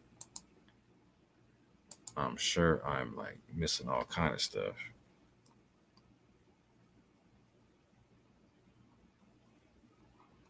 Yo, my chat cutting up, fam. My chat cutting up, fam. But yeah, I'm literally gonna just show y'all, like, I'm gonna hopefully I shut this down before 2.5 hours or whatnot. But I'm just gonna show y'all, fam. This is the history and genesis of this thing, fam. These are failed arguments that aren't being used. We're going back to July 5th, 2018. You're gonna hear my man break down Target, but this is our first public interaction whatsoever, right? A lot of Moors. This is a whole like Moorish takeover happened to SVDL or whatnot. I was actually supposed to debate both of these cats on the Pale Skin stuff, and they both backed out. But this is my first interaction with Taharka Bey, and you hear him talking about him wanting to debate. He had a debate set up with somebody named TJ, to where they were supposed to debate. They had two debates, one about the virgin birth, and the second one about did Jesus die on the cross. And you'll hear again, your man's taking the position that Jesus did not die on the cross or whatnot, right? I take the opposite position or whatnot. And this is where it all starts. I break down in the literature, in the Moorish literature, it says something opposite to what he's saying. And it's beef from there, fam. Beef from there. And then when he loses the debate to Judah, it just gets worse and worse and worse. And then he finds out I'm not racist, etc. It gets worse and worse and worse. Fam. There you go. That's right. I decided you want to say talk about. No, I'm actually hold on one second. I'm actually basically I'm pretty much enjoying this. I'm watching this brother Gideon evade everything that Abba brings to the table, and he hitting the Sinetta effect, acting as if he wants to interrogate Lord Abba instead of address the information that Lord Abba brings to the table. He has not addressed the one thing Lord Abba said. He begins to turn it around and then want to question Lord Abba. He started talking about the Quran, and I got to go into that, and never went into the Quran. So I already know this is going to be a wash. Abba going to wash him. Now I'm waiting I'm waiting on TJ to bring his stuff. TJ just bowed out, man. He couldn't get his whole thing together, man. So I'm gonna sit back and watch Gideon get washed and try to shift the table instead of answering some of these things that Lord Abba keep bringing to the. If you notice, brother, listen. I pay close attention. Everything that Lord Abba described, everything that he described coming from the Bible, and he broke it down. He even broke down the allegory and metaphor just a little bit to give you a taste. He went and spent it. He starts saying, well, if I have to talk about you believe in the Quran, how many Moors believe in the last story? Brother, get with the story. What's your part of the story? Let's go. Well, that's what I'm saying, because you brothers inherited a tradition from the Arabs to where they hold those books in reverence. Let's go. They hold those books in reverence.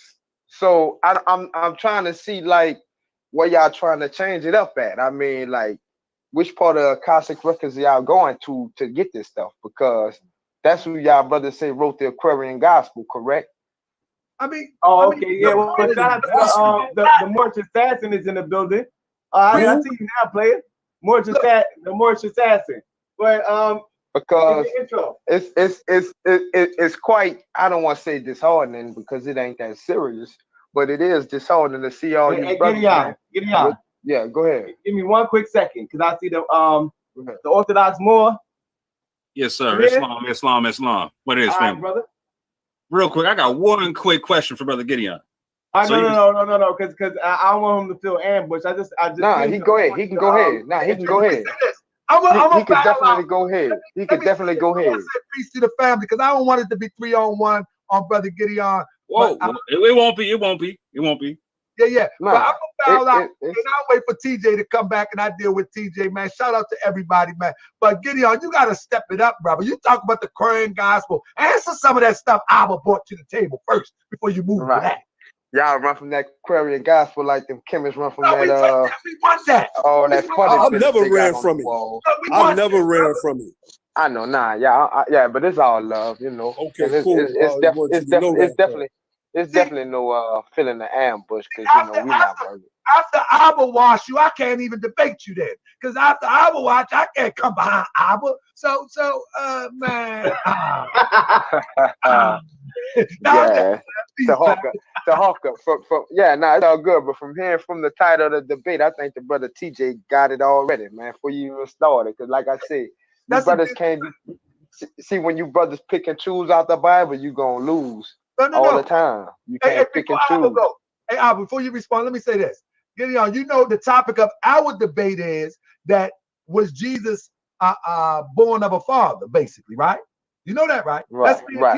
Right. So TJ believed that sperm flies through the air. You know that's right. This is what he believed. Right. Mind you this. Just like Abba went into the Bible and narrated the concept of the Bible, I'm going to use nothing but the Bible to prove him wrong. Not only am I going to use the Bible to prove him wrong about the virgin birth, I'm also going to use the Bible to prove him wrong that Jesus' heart stopped, his blood stopped pumping, and he died on the cross. I'm going to use the Bible for that. I'm not even going to go into the Korean gospel and the Akashic records, because you don't believe in that. Why should I go in that? I'm going to stick straight to the Bible, and I'm going to wash it. But the Hawk, if you got sis, which it look like you do, you don't believe in Akashic records. Brother, do you understand? You don't even know what the Akashic records is. You have no clue. I don't, bro. Once they said it's up in the heavens and you go to it like it's that's what the Europeans said. I don't believe. Brother, we don't say that, and brother Tahaka didn't say that, beloved. Tahaka didn't say that. Nah, he didn't. But that's what I've heard. You think that a European wrote the book, you listened to the European, and he has misled you once again. You think the European wrote that book, don't you? That's where you went wrong, and we got you for it. We got something. Hey, Islam. It's 2-on-1 right now. So let me help the brother out real quick. Let me jump on the Israelite side real quick, just to balance things out real quick, because it's getting overpowered real quick. So, brother Tarkin Bay. So how taking the devil's advocate side, because again, like I'm saying, the brother's getting ambushed. So let me just jump on the Hebrew side real quick. Let me just jump teams real quick. So you're probably gonna deal with the question. How do you say that Jesus didn't die on the cross when in his resurrected form in our literature it says he did die on the cross? Brother, maybe what temple? Let me ask you a question before I answer the question. What temple have you been a part of? I was a part of the Braswell Bay Temple. That explains it. I'm going to show in the debate how now I will show, because you said that. If the public want to know, I will show in the Bible and I will show it in the Quran. There you go. That's what's up. That's all I want to hear, bro. But I'm debating a brother who believes in the Bible, so I must first prove it from the Bible perspective. But I can show it in the Holy Quran of the Moorish Science Temple of America, and every Moorish American that believed that some man heart stopped pumping and blood was flowing and then stopped. Brother, they're going to get a blessing too on that day. Praise the Lord.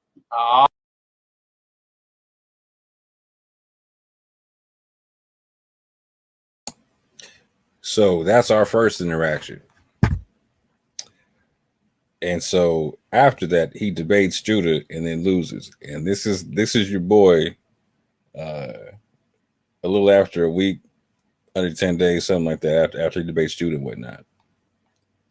But again, that video right there is probably the only proof that Taharka was ever part of that debate league. The only proof that's left, and I'm the only one with that video. But yeah, people need to understand that's the genesis of this whole thing, is someone else being a credible source of Moorish information, or just information period that Tark is talking about. Very same thing that the Darbyites do. The very same thing.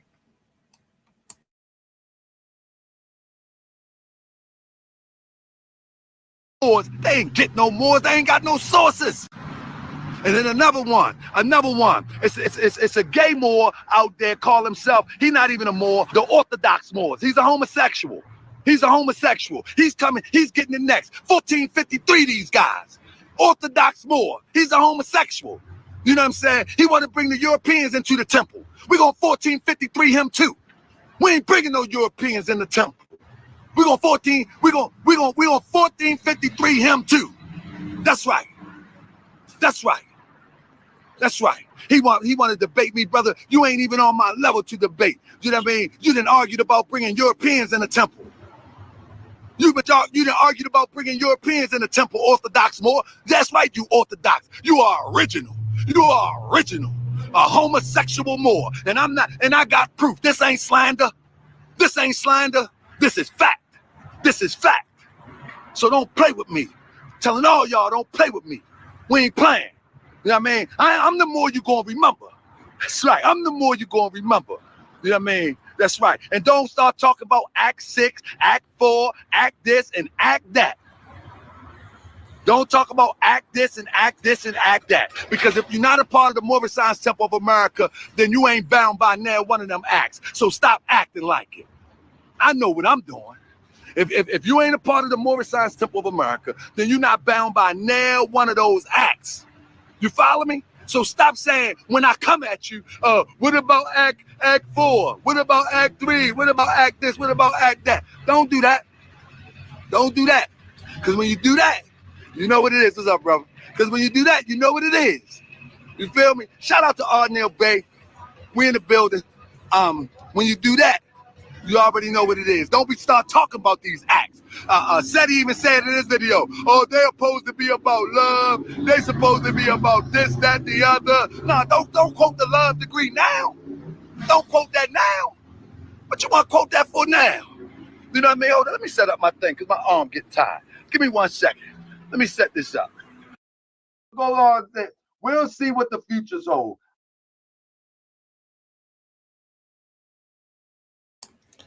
So real quick, again, the original claim, this is the coldest part, is that I'm gay. So there's this whole claim that needs to be substantiated, and he says he has proof. And I want y'all to watch this part. This is so hilarious. You need to see what his proof is.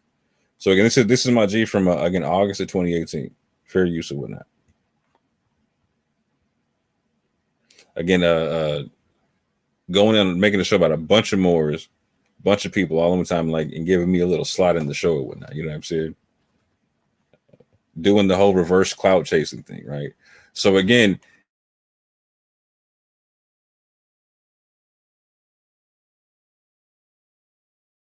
forfeited the debate, quit the debate league. He's doing the whole let me go back to my echo chamber thing. He only debates on his channel and whatnot, right? It's the same concept, fam. It's the self cloud chasing model. Very similar, fam, to what we're seeing right now. I tried to give all people good intentions the opportunity to build new bridges, honor to the Moors, for productive meeting. Hopefully, Moors can continue putting differences aside and seek common ground for common purposes. I agree with Cheyenne on that one. I agree with my brother Cheyenne on that one. That's right. We need to put aside our differences for common ground. I mean, but just don't misinterpret the prophet's teachings, and I will be fine. Let's not use the prophet teachings for your selfish gain and trying to make you something that you're not when it comes to the teachings of the prophet over Drew Ali. So, family, here we go. This is the closing chapter right here. I mean, this is a closing chapter. Y'all see him in chat. His name is Orthodox Moor. Now, let me tell you something about this guy. Matter of fact, I'm going to screen share. This is the closing chapter of the show. And I'm just going to scratch the surface a little bit. This is this guy right here. His name is Orthodox Moor. Well, at least that's what he called himself. You know what I mean? And the brother, what he does is he finds his way into Moorish circles, groups, or friends, and try to feel his way into representing the teachings of Prophet Noble Drew Ali. He's been expelled out certain bodies of Moors, whether I agree or don't agree, it doesn't make a difference to me. But I had a talk with this brother. I watched him do a debate, and I thought he was really, he was on point, but in that debate that I seen him with, I think it was Imam Bashir. And so me and the brother talked, and thought the brother was proficient in the topic in which he was discussing that day. I think he could have did a little bit better. And I told him that, stick to the topic. Don't let nobody get you off the topic. And we had a good conversation. So I began to watch the brother, because every time somebody reached out to me for no reason at all, because he reached out to me, I began to watch the brother. And every time I see the brother, I can see the brother moving in a suspect kind of way. But me, that's your business. Do your thing, I do mine. Anyway, I get into this debate with a brother from China, and on this debate channel. And me and the brother was going back and forth about the topic, whether the Quran is good for the Moorish, for our people, or whether the Bible, the Torah, was better for our people. Now, in that debate, the topic got off, whatever. Bottom line is, the topic didn't go or flow like I thought it should have went. I thought we should have keep close to the topic, but it went all over the place, whatever. But because I do YouTube, right, I'm able to watch the chat and listen, as well as work the boards. So I'm watching everything.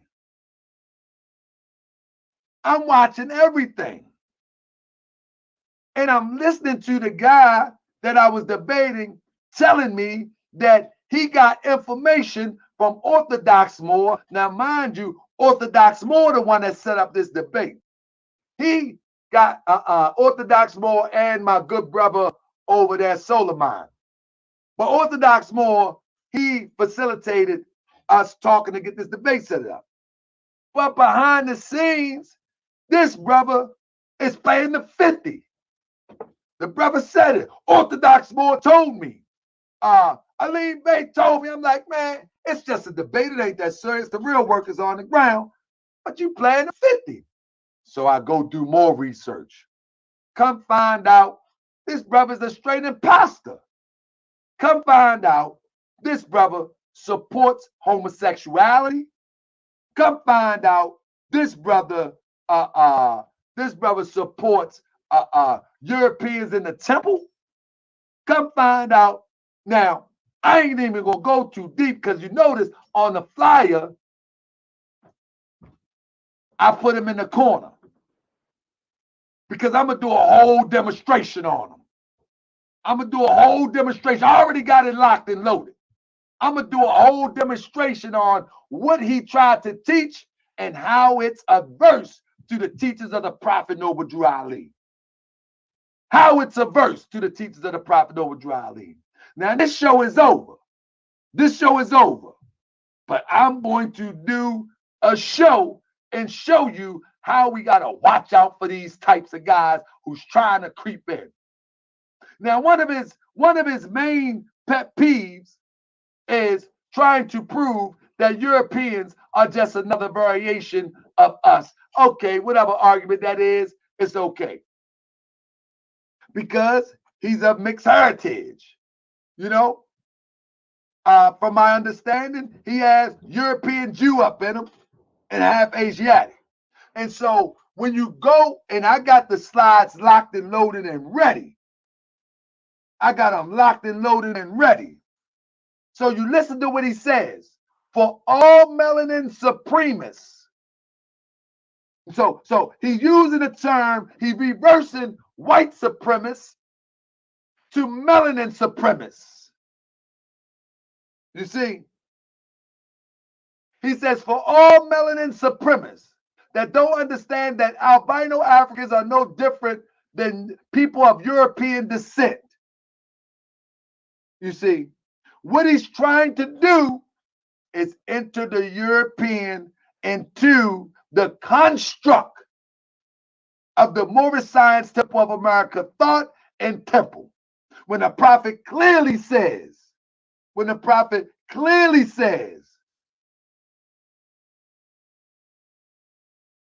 that we are returning the church and Christianity back to Europeans. Get that to Europeans. Stay with that over there. We'll need that over here. He says that. And then the prophet clearly said, I'm teaching my people. I'm teaching my people their nationality.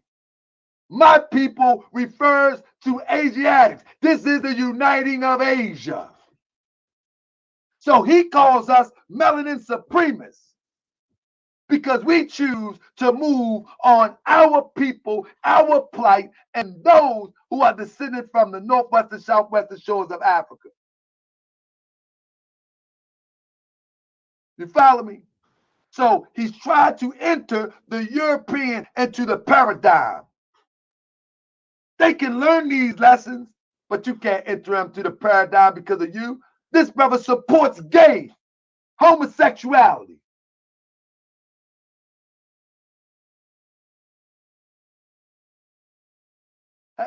Listen to what his post say. Let the gays get married. That's on them. I'm not going to sue the campaign for them.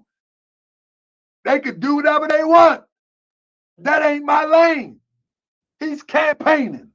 Let the gays get married. Let the gun owner own guns. Let the atheists be atheists. Let the Christian be Christians. America is about freedom to live your life and how you choose. Now, listen. He's campaigning. So smoke a bowl. This is what he's telling you. Smoke a bowl. Where his fans at? So smoke a bowl. Shoot your guns. Worship whoever the H-E-double-L you want.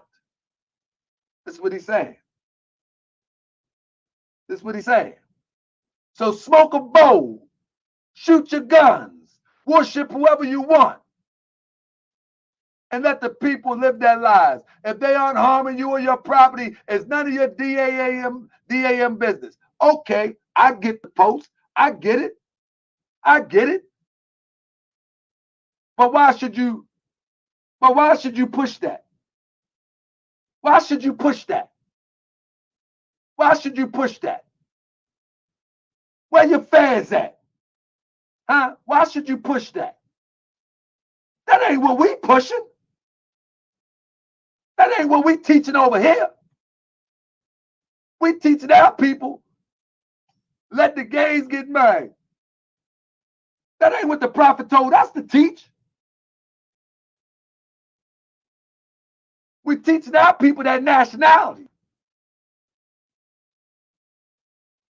That's what the prophet told us to teach. He didn't tell us to teach us. Smoke a bowl.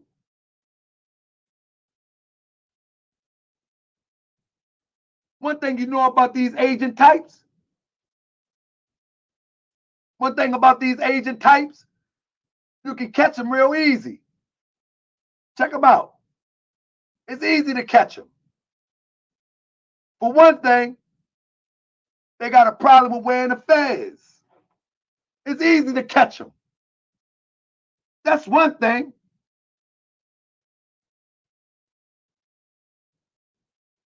It's easy to catch them. The first sign is they scared of that fez. They're going to melt like that witch when she get water on them. I'm melting. They put that fez on. They scared of that fez. I'm trying to tell you. Look at that. but they try to play the part. They try to play the part, but they can't play the part. They can't play the part. They can't play the part. This is why he's so supportive of for all melanin supremacists. Try and get his people in the circle. He try and get his people in the circle and tear us down once again. He want to get his people in the circle. That's what he want to do. He want to get his people in the circle. Man, y'all better watch these people. Just because they say Noble Drew Ali. Just because they say Noble Drew Ali. You kidding me?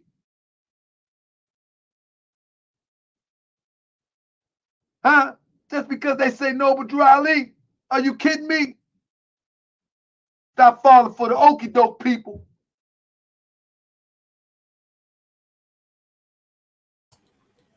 I just gotta say, I find it hilarious that the proof that I'm gay is a picture of me kicking it with some females. Like, you gotta take your pick, my G. Like, either I'm gay or I like white girls. I'm just gonna say either I'm gay or I like white girls. You gotta take your pick, my G. Back to your regularly scheduled programming. Stop falling for the okie doke people. When I really pull out when I pull out all of the information on this guy, I'm telling you, man, we got the best researchers. We got the best research. When I pull out the doctrine in which he espoused, you would know that this guy has nothing to do with the teaching of the Prophet Noble Drew Ali. He's worse than the worstest infiltrator. He's one of the worstest infiltrators. And he's on internet. He's on the internet going by. All right. Y'all think it's a game. I mean, y'all think it's a game. Y'all keep playing with these people. This would be the beginning of his chat. Hold on, where I'm at. This would be the beginning of his chat starting to go in on him and why he had to go make the chat unreadable to the public. But you'll see what it is. He literally starts debating the chat in the video. Just because they say Islam, just because they say the Moorish Science Temple of America, just because they say they are Moorish American, y'all keep playing. I mean, y'all keep playing. Well, of course that could be his friends. A Sterling Bay, of course that could be his friends. I'm not saying it's not, but the point is that when you start teaching things, when you make statements like this, Sterling Bay, let me show you something. See, the difference is this. If that's your friends, I'm going to show you something. Let me show you something, Sterling Bay, and I'm going to do this for you. For one, you don't refer to people as melanin supremacists because they want to preserve their Asiatic ideals and their Asiatic melanin. You don't call them melanin supremacists. That's number one. Of course, that could be his friends. Of course, that could be his friends. But let me show you something else. Let me show you something else.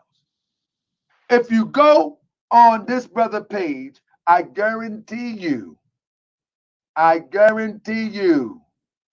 you won't see much that qualifies Moorish science except for, now let me show you how to look for agents. Let's go on an agent hunt real quick. Let's go on an agent hunt real quick. Let's go on an agent hunt. I mean, I don't defend this stuff. If it smells like an agent to me, it's an agent. I ain't gonna keep on debating with it until I get caught up in the mix. You know what I mean? I ain't gonna debate with it until I get caught up in the mix. I'm gonna go ahead and call it how I see it. You know what I mean? That's what I'm gonna do. I'm gonna call it how I see it. Now, let's call it how I see it. I'm not tripping up defining the word pale. I'm not getting into etymology. I'm not doing into none of that tonight, brother. I'm showing you now. You ain't got to believe me or not, but I'm trying to show Moors how to look out for agents in their midst and on social media. So here's the class. Now you can take it or leave it. This is the brother page here. This is how you know how agents move. Look at this. This is all he got. This is all he got. This is all he got. Look. That's all you're going to get. See that? That's all you're going to get. You ain't getting much more than that because you got something to hide. You ain't getting much more than that. Facebook is a record of who you are, where you've been, and what you do. So if you've been on Facebook for more than a year and this is all you got, you hiding something. What did it explain? That we got agents amongst us hiding something. This is what they want to represent. We have agents amongst us hiding something. That's what it is. Hiding something. Brother, seems like you're taking that pale thing real personal. You're taking it. I mean, he's hiding something. Now listen, let's go to my page. Let's go to my page. He tried to teach on Facebook. He tries to teach on Facebook. He tried to teach on YouTube. Now let's go to my page. Let's go to my page. Because I ain't beyond, I'm not beyond looking into. Go to my page. See that? Go to my page. That's all you're going to get is more signs. Matter of fact, you go all the way. You go all the way through. That's all you get. That's all you getting. You see my friends. You're going to see my family. You're going to see my friends. You're going to see my family. You're going to see my friends. You're going to see my family. You're going to see my friends. You're going to see my family. You're going to see my friends. You're going to see my family. You're going to see Haru. You're going to see my son. You're going to see Ashawn. You're going to see the babies at Temple number 11. You're going to see my brothers Hopkins Drayton Bay. You're going to see the Grand Governor. You're going to see Terrence Hopkins Bay. You're going to see the seafood. You're going to see my sister, my cousin. You're going to see my brother from Brooklyn Moore. You're going to see the son of Tunica L. You're going to see my brother. I would give him all day. I go on and on. You can see Braswell Bay. You're going to see my people. That's what you're going to see, family. That's what you're going to see. Because I ain't got nothing to hide. Because I ain't got nothing to hide. Now, one might say, well, what's the point, Talker Bay? Okay, we get it.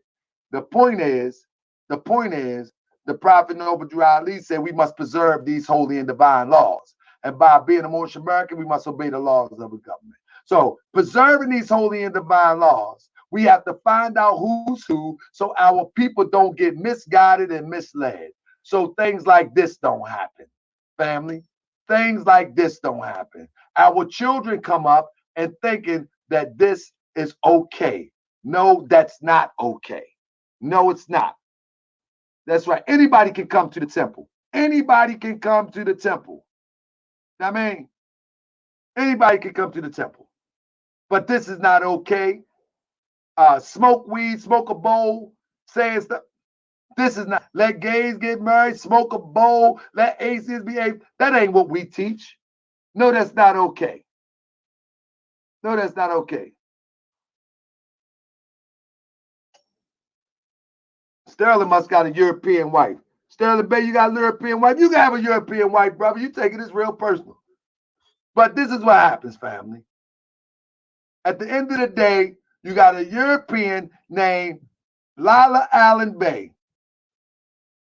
And this is what she puts on Facebook with a Bay on her name. Sterling, it's Sterling Bay. I don't have all my business on Facebook either, brother. That ain't my whole life. I have other parts. I have other parts of my life that nobody knows about on Facebook, brother. But I got more than 5 pictures after 2 years on Facebook, too. Now, but this is what it turns into. Y'all see this? This is what we breeding now. This is what we breeding. You follow me? If my N-word die, another B post pictures of him, guess who casket getting flipped at? For the record, I have no idea who this lady is. She's never been on my friends list or whatever, but he likes to associate me with this lady and this other dude you're about to see. For whatever reason, it's like a symbolism concept. Like I like because like if you go my route, you'll see these people start to come in the temple. And it's it's hilarious. But just for the record, I don't know any of the people he's about to put me in the pictures with here. In terms of like this lady and this other dude that's wrapped up in like a red head wrap or something like that, right? But yeah, the people I'm in pictures with, I'm in, yeah, those are my folks, man. Friends, family, all that. Friends, family, all that. I still can't get over it. Oh, the proof that I'm gay is that I potentially like white girls. Oh, I can't. Oh, that's what's up. I'll never get over that one. Anyway, go forward. At the funeral. This is a European. I mean,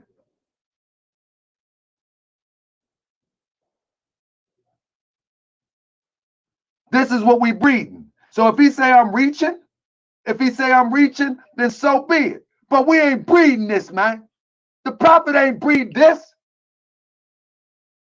When we do this, we breed this. We breed this. This is what we breed. Now, y'all tell me what he's big mad about. Y'all tell me what his primary issue is. Because to me, it's the skin doctrine, yeah? To me, it's kind of obvious. When we do this, we breed this. And this is not a clean and pure nation descended from the inhabitants of Africa, as the prophet taught.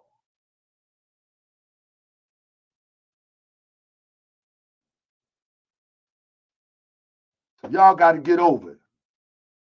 Y'all got to get over it. Protect the prophet in the temple. Period, point blank. Protect the prophet in the temple. Y'all want to breed nonsense? Take it somewhere else. Y'all want to breed nonsense? Take it somewhere else. I don't owe you no apology. Now let me talk to Sterling. I don't owe you no apology. I don't owe you no definition of what pale mean. If you want a pale European, then by all means, take your pale European. Take your pale European and do what you do. I'm only putting out the facts. Now, speaking about sympathizers allowed in the temple, of course, it's a public place. It's a public place. But y'all so in love. Why are you fighting for Europeans to come in the temple? They ain't fighting for you to come in the church. They're not fighting for you to come into the Catholic Church. Why are you fighting for that? Y'all fighting for Europeans to come in the temple in 2018? You gonna ask me 50 times what do pale mean? Huh? You fighting for the European now? See, that's what's wrong with y'all. Y'all want to fight for this European instead of using that energy to fight for your own liberation because you still love this European. You depend on this European. You depend on him to be validated. You depend on him for a job. You depend on him for your education. You depend on him to make sure the air is clear. I didn't say keep nobody out, but I'm not campaigning for Europeans to come in the temple. Why should I campaign for Europeans to come in the temple? I got enough work to campaign to get my own people in the temple. I got enough work amongst my own people, killing each other, robbing each other. Y'all love these Europeans. Y'all love them. Y'all love these Europeans. And guess what? The Saracen Moor is the Orthodox Moor. He half European, so he confused. No. Young Fetty 901. We not accepted. Let me say this to Young Fetty. Young Fetty say this. But on the flip side, we're fighting to be accepted in that construct. Young Fetty, that's not true. What we're doing is we're going to take over the construct. One city at a time, as Dr. Khaled say. We taking over. one city at a time. We're going to take it over economically. We're going to take it over politically. We're going to take it over socially and religiously.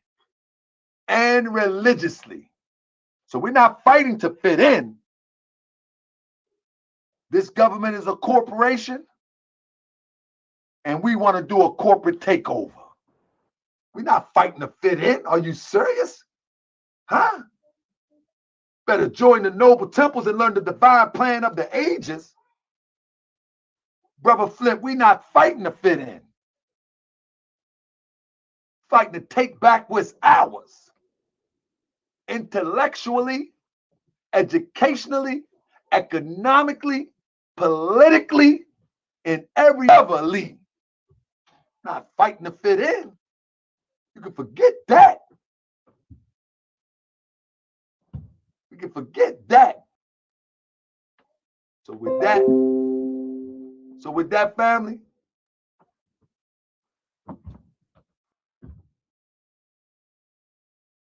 agree. This is ridiculous. Anyway, family. This is him going on a whole nother tirade. So he's doing this is also in August, I believe, and another multi-part show where he's talking about a multitude of people and whatnot. And since it didn't stick the previous time, then he goes on to make the infamous edited version of a video that I no longer have. And so you'll be able to clearly see that it's edited with the repeats and all that type of stuff and whatnot. But again, this is where he goes into even reading off himself. Now, again, I give him the pass because it's okay that he didn't understand what he was reading, right? But Dante knew what he was reading. I'm assuming he knew what he was reading. I'm gonna say it like that. If Dante, you didn't understand what you're reading, bro, you could always come out and apologize, bro. You will have my instantaneous forgiveness, bro. Somehow I doubt that will happen though. But yeah, you'll see what it is here, Phil.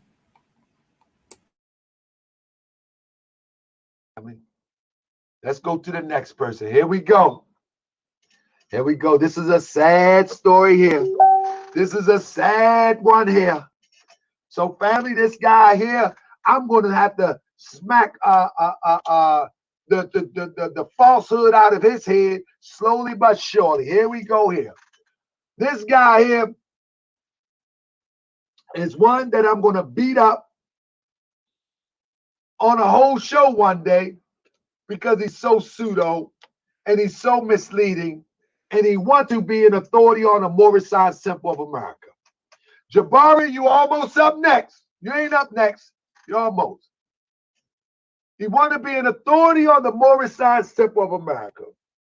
And he has a little cheerleader, little guy hiding in Japan somewhere, cursing people out, acting like a tough guy. But I leave his cheerleader alone and let the cheerleader do a video tomorrow with the pom-poms. But let me show you what this is all about. Let me show you what this is all about. Y'all might like this guy. This guy is a he probably do smoke, is a well-spoken manipulator. Well-spoken manipulator. But now, let me show you what he's trying to manipulate people to do right now. First of all, I believe the evidence will show that this brother is a homosexual and trying to represent Moorish. He's not allowed in any temple. He's been exiled from temples for this rhetoric. So what the brother did was this. For the record, I was never expelled from any temples. I walked away from the temple I was a part of for two specific reasons. One, they were 100% a cult, and two, the teachings of the temple and the literature there are not racist, but there were people there that were trying to combine the teachings with the Nation of Islam. It made it extremely racist, and you can hear the same kind of rhetoric coming out of Taharka's mouth. A lot of modern Moors try to blend the teachings of the MSTA and the NOI. It's a very skin doctrine heavy teaching when you do it that way. But now to touch on what Black Tastic said, now the MSTA itself, the teachings itself and the scrolls themselves are not racist, but the people are definitely on that tip. But pay attention. This is your boy actually reading what I'm saying. Like you listened to me read the same thing earlier, word for word. There is no change, no edits, and all that type of stuff.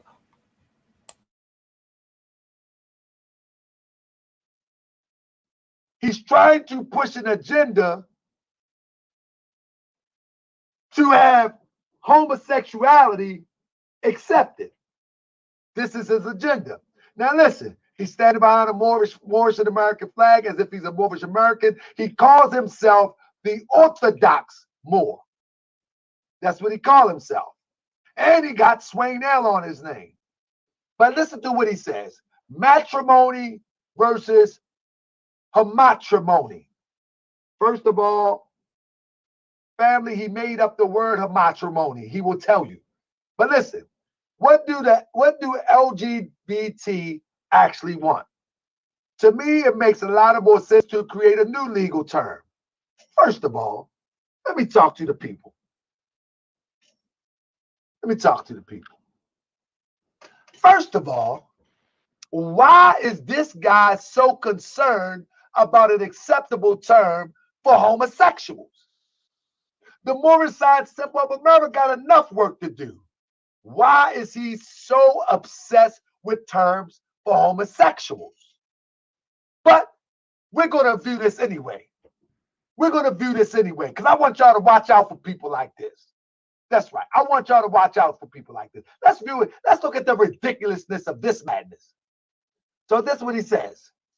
He said, to me, it makes a lot more sense to create a legal definition for LGBT. Why? What is that? What is it? Why is it of great importance to you? Couples form legal unions under than it does try to change legal definition of marriage.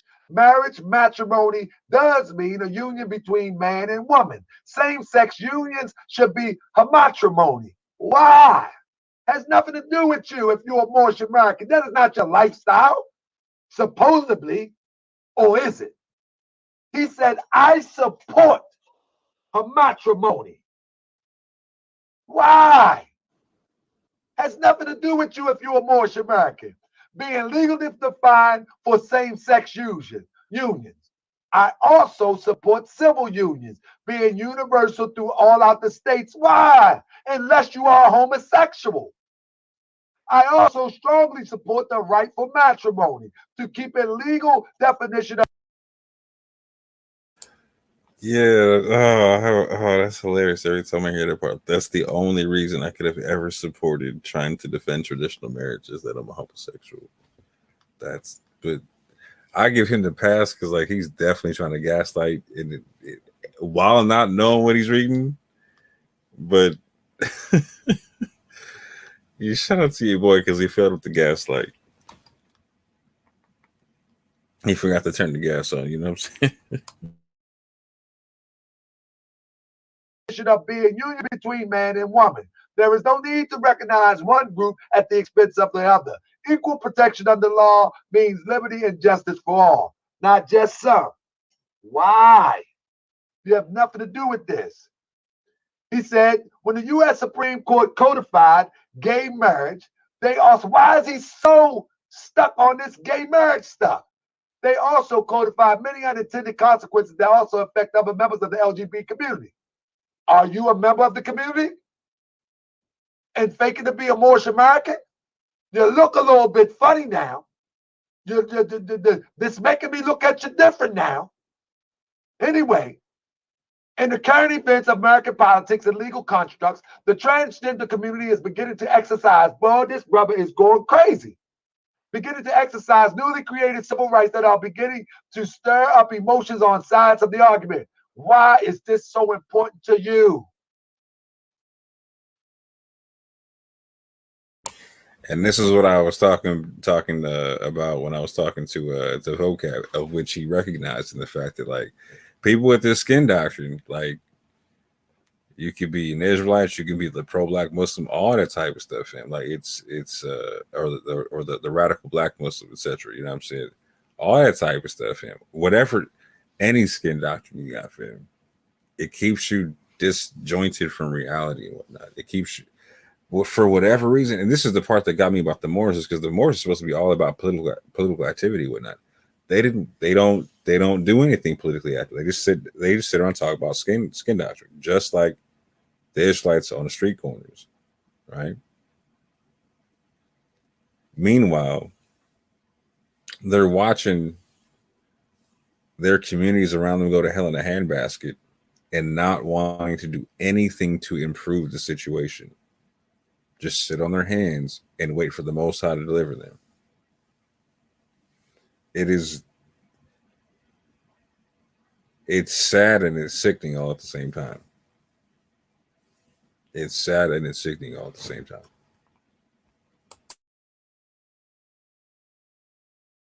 Unless it's your lifestyle. It goes on to say, this video is a part of the conversation examining the effects of the first attempt to civilize history, create a legal construct for the joining of two homosexuals. Now you tell me this ain't crazy. Now you tell me this. Then you tell me, man, this man's a homosexual. He gotta be. He gotta be. He's fighting for homosexuals to have a term called homatrimony.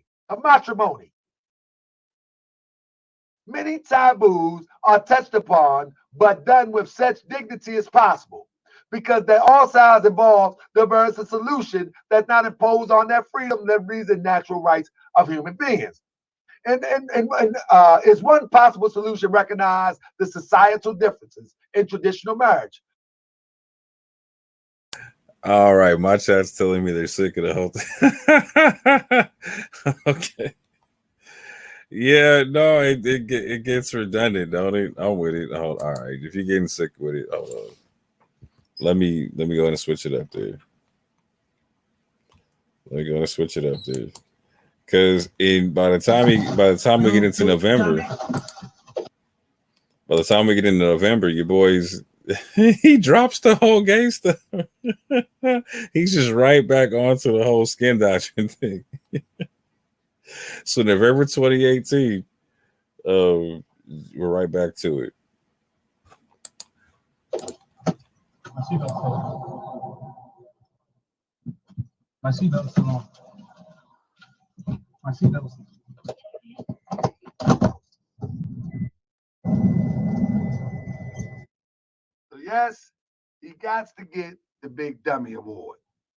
Gotta get it. But look, I'm going to give some honorable mention. All right, let me give an honorable mention real quick. I got to give the honorable mention to this brother right here, the Orthodox Moor. I got to give him an honorable mention for trying to make, and Sunday we're going to talk about this. Sunday show, I got to give an honorable mention to the Orthodox Moor, this one right here, that tries to make.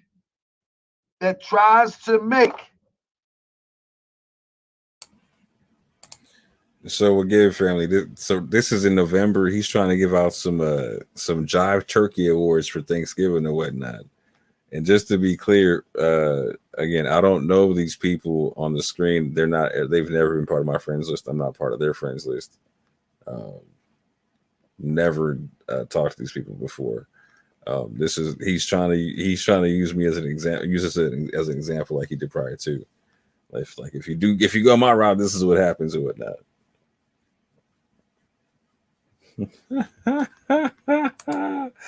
Man, I'm sad. But yeah, shout out to the honorable mention and whatnot. Next time, maybe I'll win the Jive Turkey Award.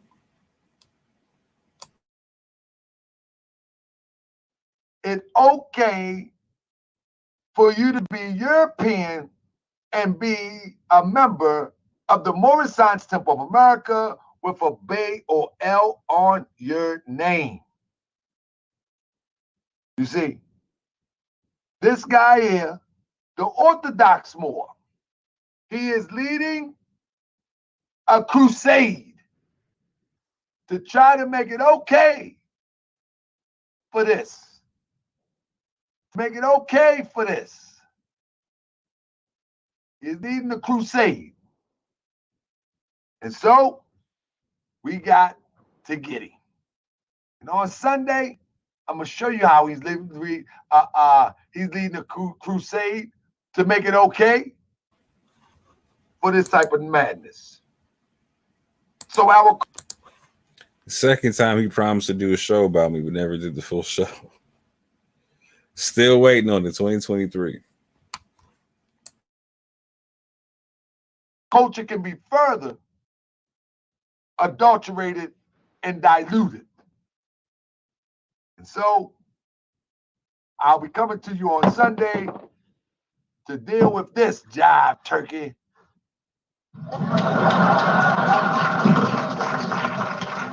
Jive turkey. Good morning.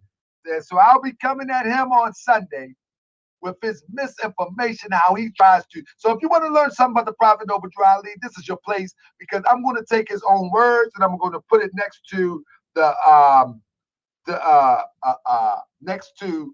teachings of the Prophet Noble Drew Ali. Jive turkey. Good morning. So family, if y'all done ate y'all turkey and y'all feeling good, then I hope y'all can rewind this and watch this show. That's right. That's right. Y'all okay? Y'all ready? Huh?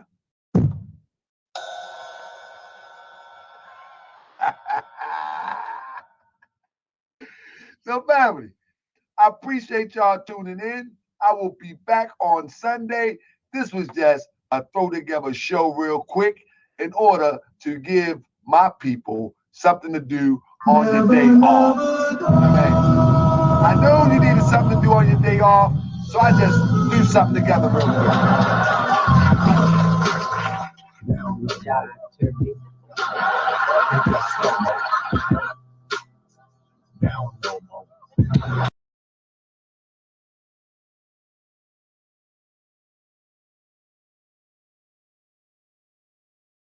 Said again. So this here is again for May 2019, where he does another show. This is the one I was showing you about where it's the European invasion show again. It's all he's stuck on is a European joint, right? But he decides to wash, rinse, and repeat the whole cycle. It's the self-clout chasing cycle. Except this time I don't chase him on it. And he stops chasing. He doesn't do the show. He stops saying what he just stops talking about me altogether, right? And again, just keep it going. And the prophet said, "Come all ye Asiatics of America," which is indicative of us. You know what I mean? And now, when we look at these pictures right here, this is the guy right here. And I'm gonna do a whole show on this guy here, Swain L. You know, because he loved these Europeans. He had done a whole demonstration. That's right, Big Wolf. I'm with you, brother. Thanks to my brother Todd P for the donation. I appreciate you, brother. I appreciate all donations and all help, because I'm going to take this message around the world. You know what I'm saying? That's what I'm going to do. I'm going to get my money right, and I'm going to take it around the world. But anyway, I got a whole demonstration on this guy here. This guy is really creepy. He's really creepy. I'm trying to tell you, he's a creep. And I'm just not calling names of slander. He's a real creep when it comes to these lessons. But anyway, look at this brother.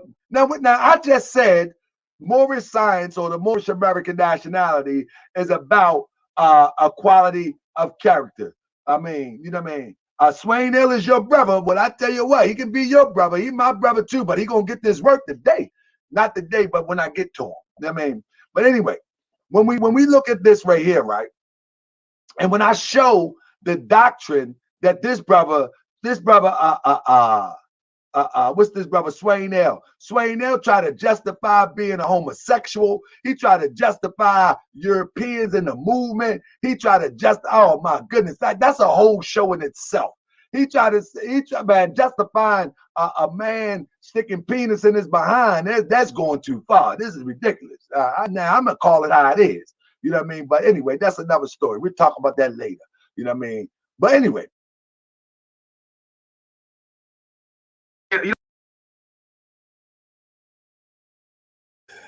Oh man. So yeah, that's the Harker Bay timeline, right? And so I want to, for the people who never seen that stuff there, don't know nothing about it, I'm just letting people know what time it is. So it's gonna be properly addressed and whatnot. And also part of that is the good brother Judah Nazareth came out again in August of 2018 and did a 2-hour show with me, breaking down this whole folly. But just to give y'all some clips of the matter and just to counteract what Taharka was accusing him and me of. I'm just gonna let a couple of clips play out or whatnot, just so y'all get the full picture.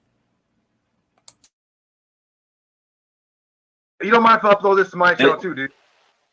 That's cool. Do what you do. Here we go. Peace.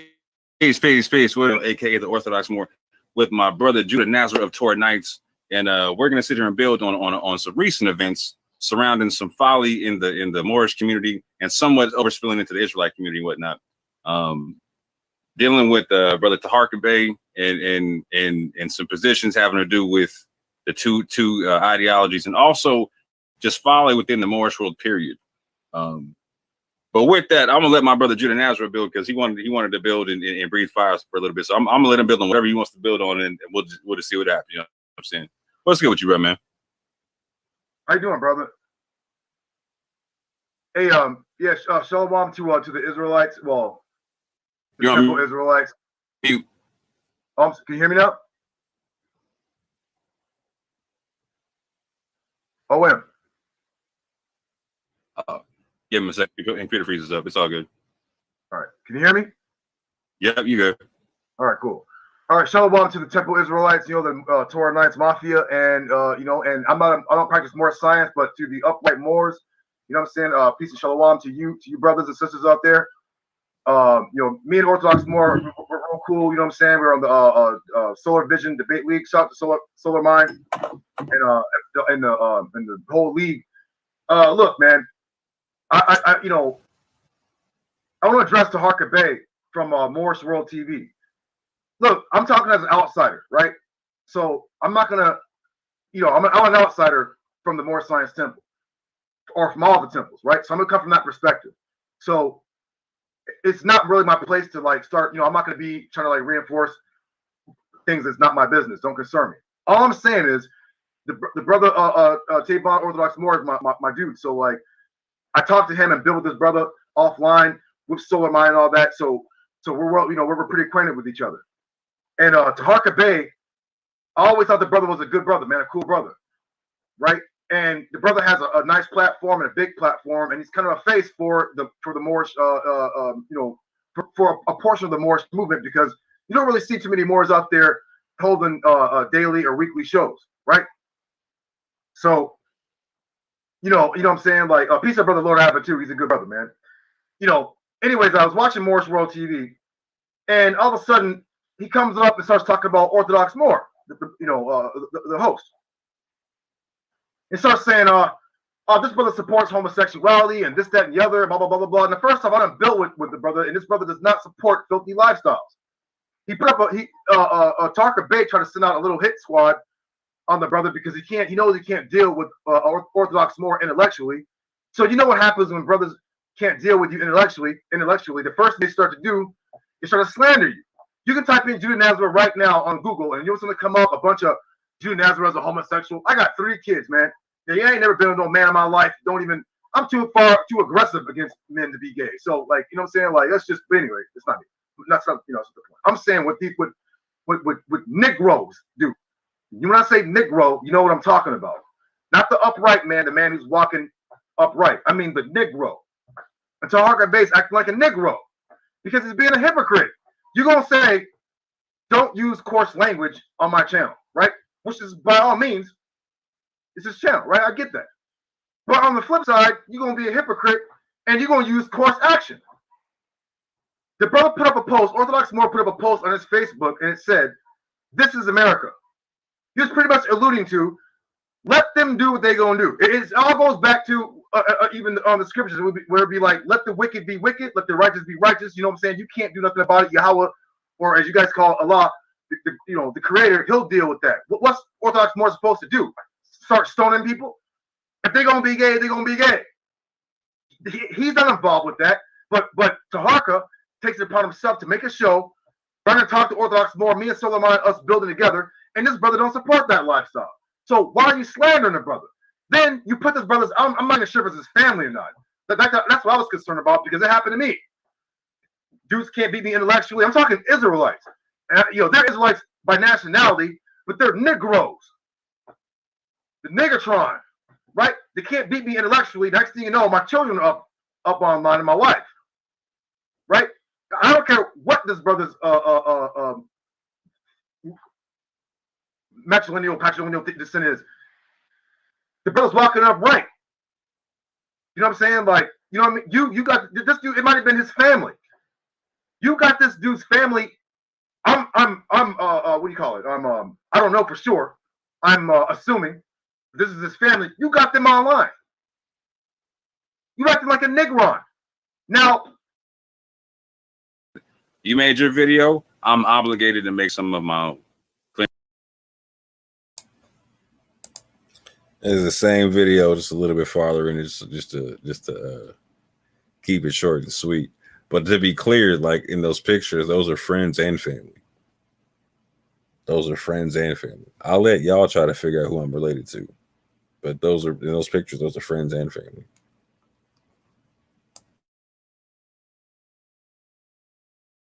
Clearing some stuff up, yeah.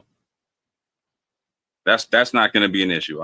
Like Brentman said, I'm the Moorish assassin, right? You just made the hit list. I'm obligated at this juncture, right? I wasn't even trying to fight with you. I was trying to build with you on the side, yeah?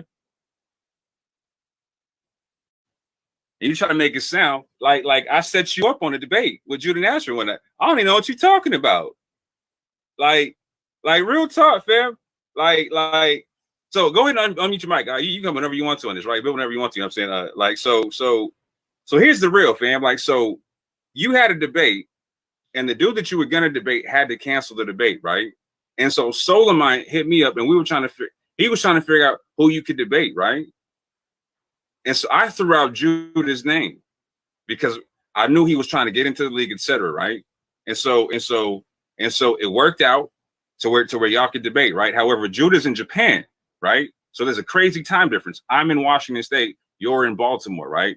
It's easier for me to talk to Judah than y'all to talk to Judah, right? So we end up building, right? So I end up sending messages back and forth over topics and this, that, and the third for Solomon because he's asking me to, right? So I'm even building with you individually on the sides of Ark. You know what I'm saying? Like I don't know what the issue is, right? I'm not playing no side to no middle, right? I'm doing a solid for the dude whose league I'm in. He asked me to help facilitate something, right? So when people come up with the titles, that's y'all's thing, right? If I'm part of any idea making, I might throw out a suggestion on it, but that's not my thing. I'm not trying to play no side, right? I didn't give any information to Judah, right? Judah was asking me if it was okay if he got so. You know what I'm saying? Judah was like, "Hey, do you mind if I use this? Is it cool?" Like he was trying to be extra respectful. You know what I'm saying? He's like, I don't want to go too in. I was like, you know what? I told him flat. I was like, I feel disrespected if you held back because you knew me, right? I was like, if you want to go in on masonry, I was like, I've seen Taharka Bey do shows on masonry, right? I feel like he can handle that. You know what I'm saying? And not only that, I want to see Amor handle that. And I felt like you were capable of doing so. And I told so to Judah. So I was like, please turn up on that so he can prove as much as he can for the temple. I had faith in you, brother.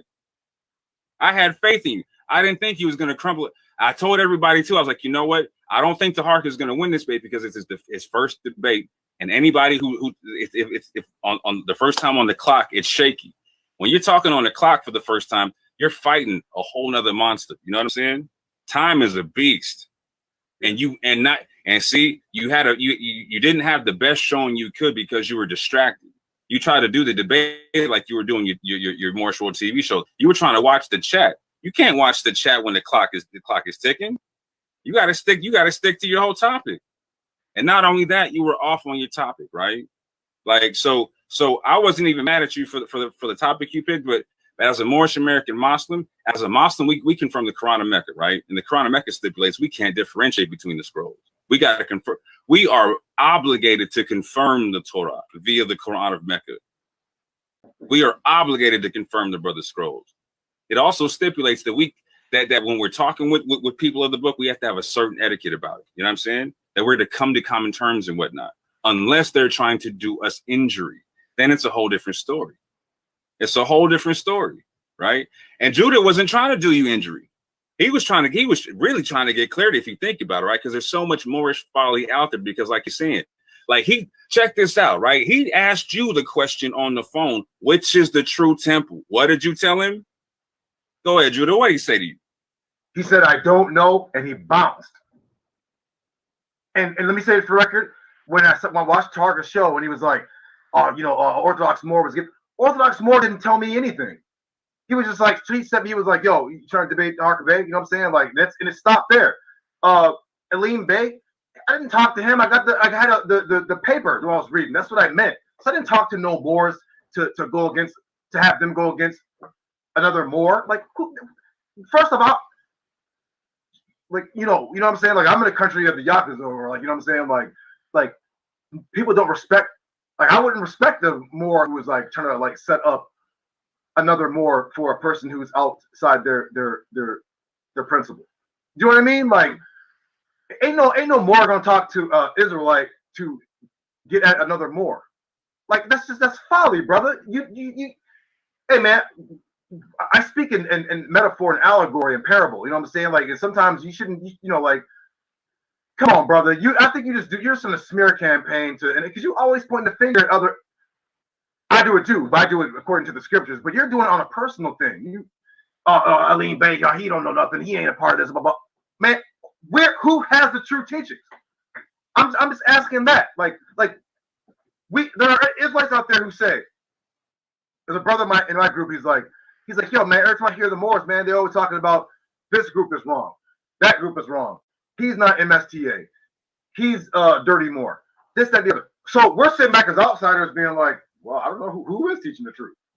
Right. So I'm assuming that Tarka Bey was in the MSTA. He's in that direct, the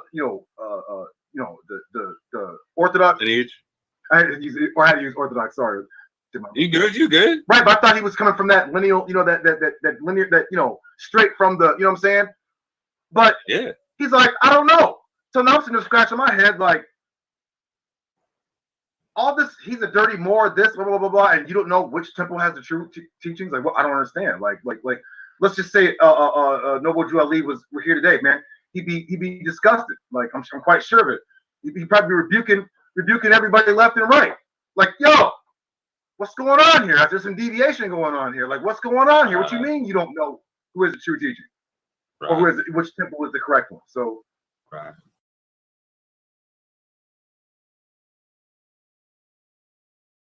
Feel the A and you feel some type of way when I say I pop eyes, no chicken sandwich. The word of God on full display. Your garbage can rap, no me.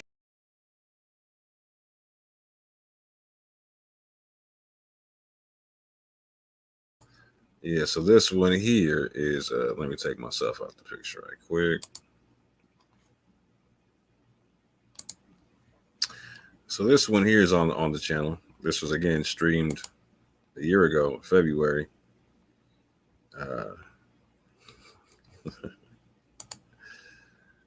While I'll say like you were busy doing your Ancient Aliens thing, fam. Back when gay marriage and the definition of marriage got changed, I was on the front line of defending traditional biblical marriage and keeping the definition as being between a man and a woman. One more time, while you were doing your Ancient Aliens thing, fam, I was on the front line of defending traditional biblical marriage and keeping its definition from being changed.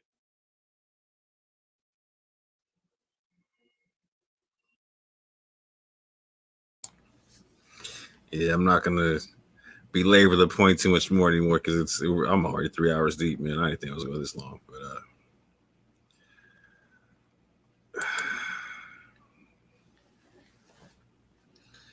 fam, we already see what it is. We already see what it is. As a matter of fact, I'm going to share my screen one more time, actually.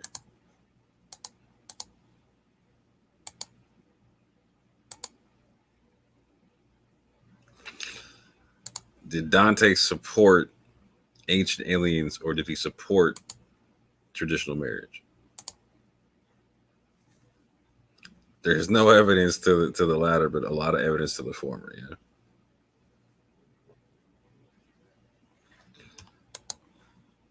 No evidence to the latter, but a lot of evidence to the former. Oh, Dante. Again, we see what it is, fam. All you got to do is prove that you're not out here running like a nosebleed, fam.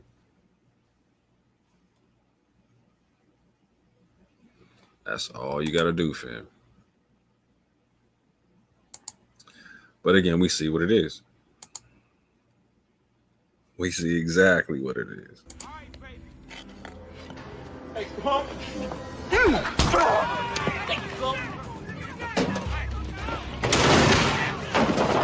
Yes, Mr. Big Shot.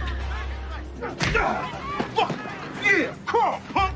Come on, Work him quick. Work his ass. everybody. That's what I'm talking about. That's my dog. Take that. That's my dog. Say that right, Mom. That's my dog. It's my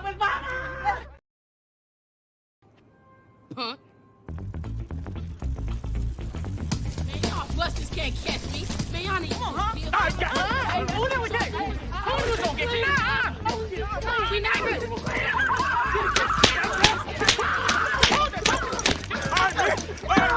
Hell no.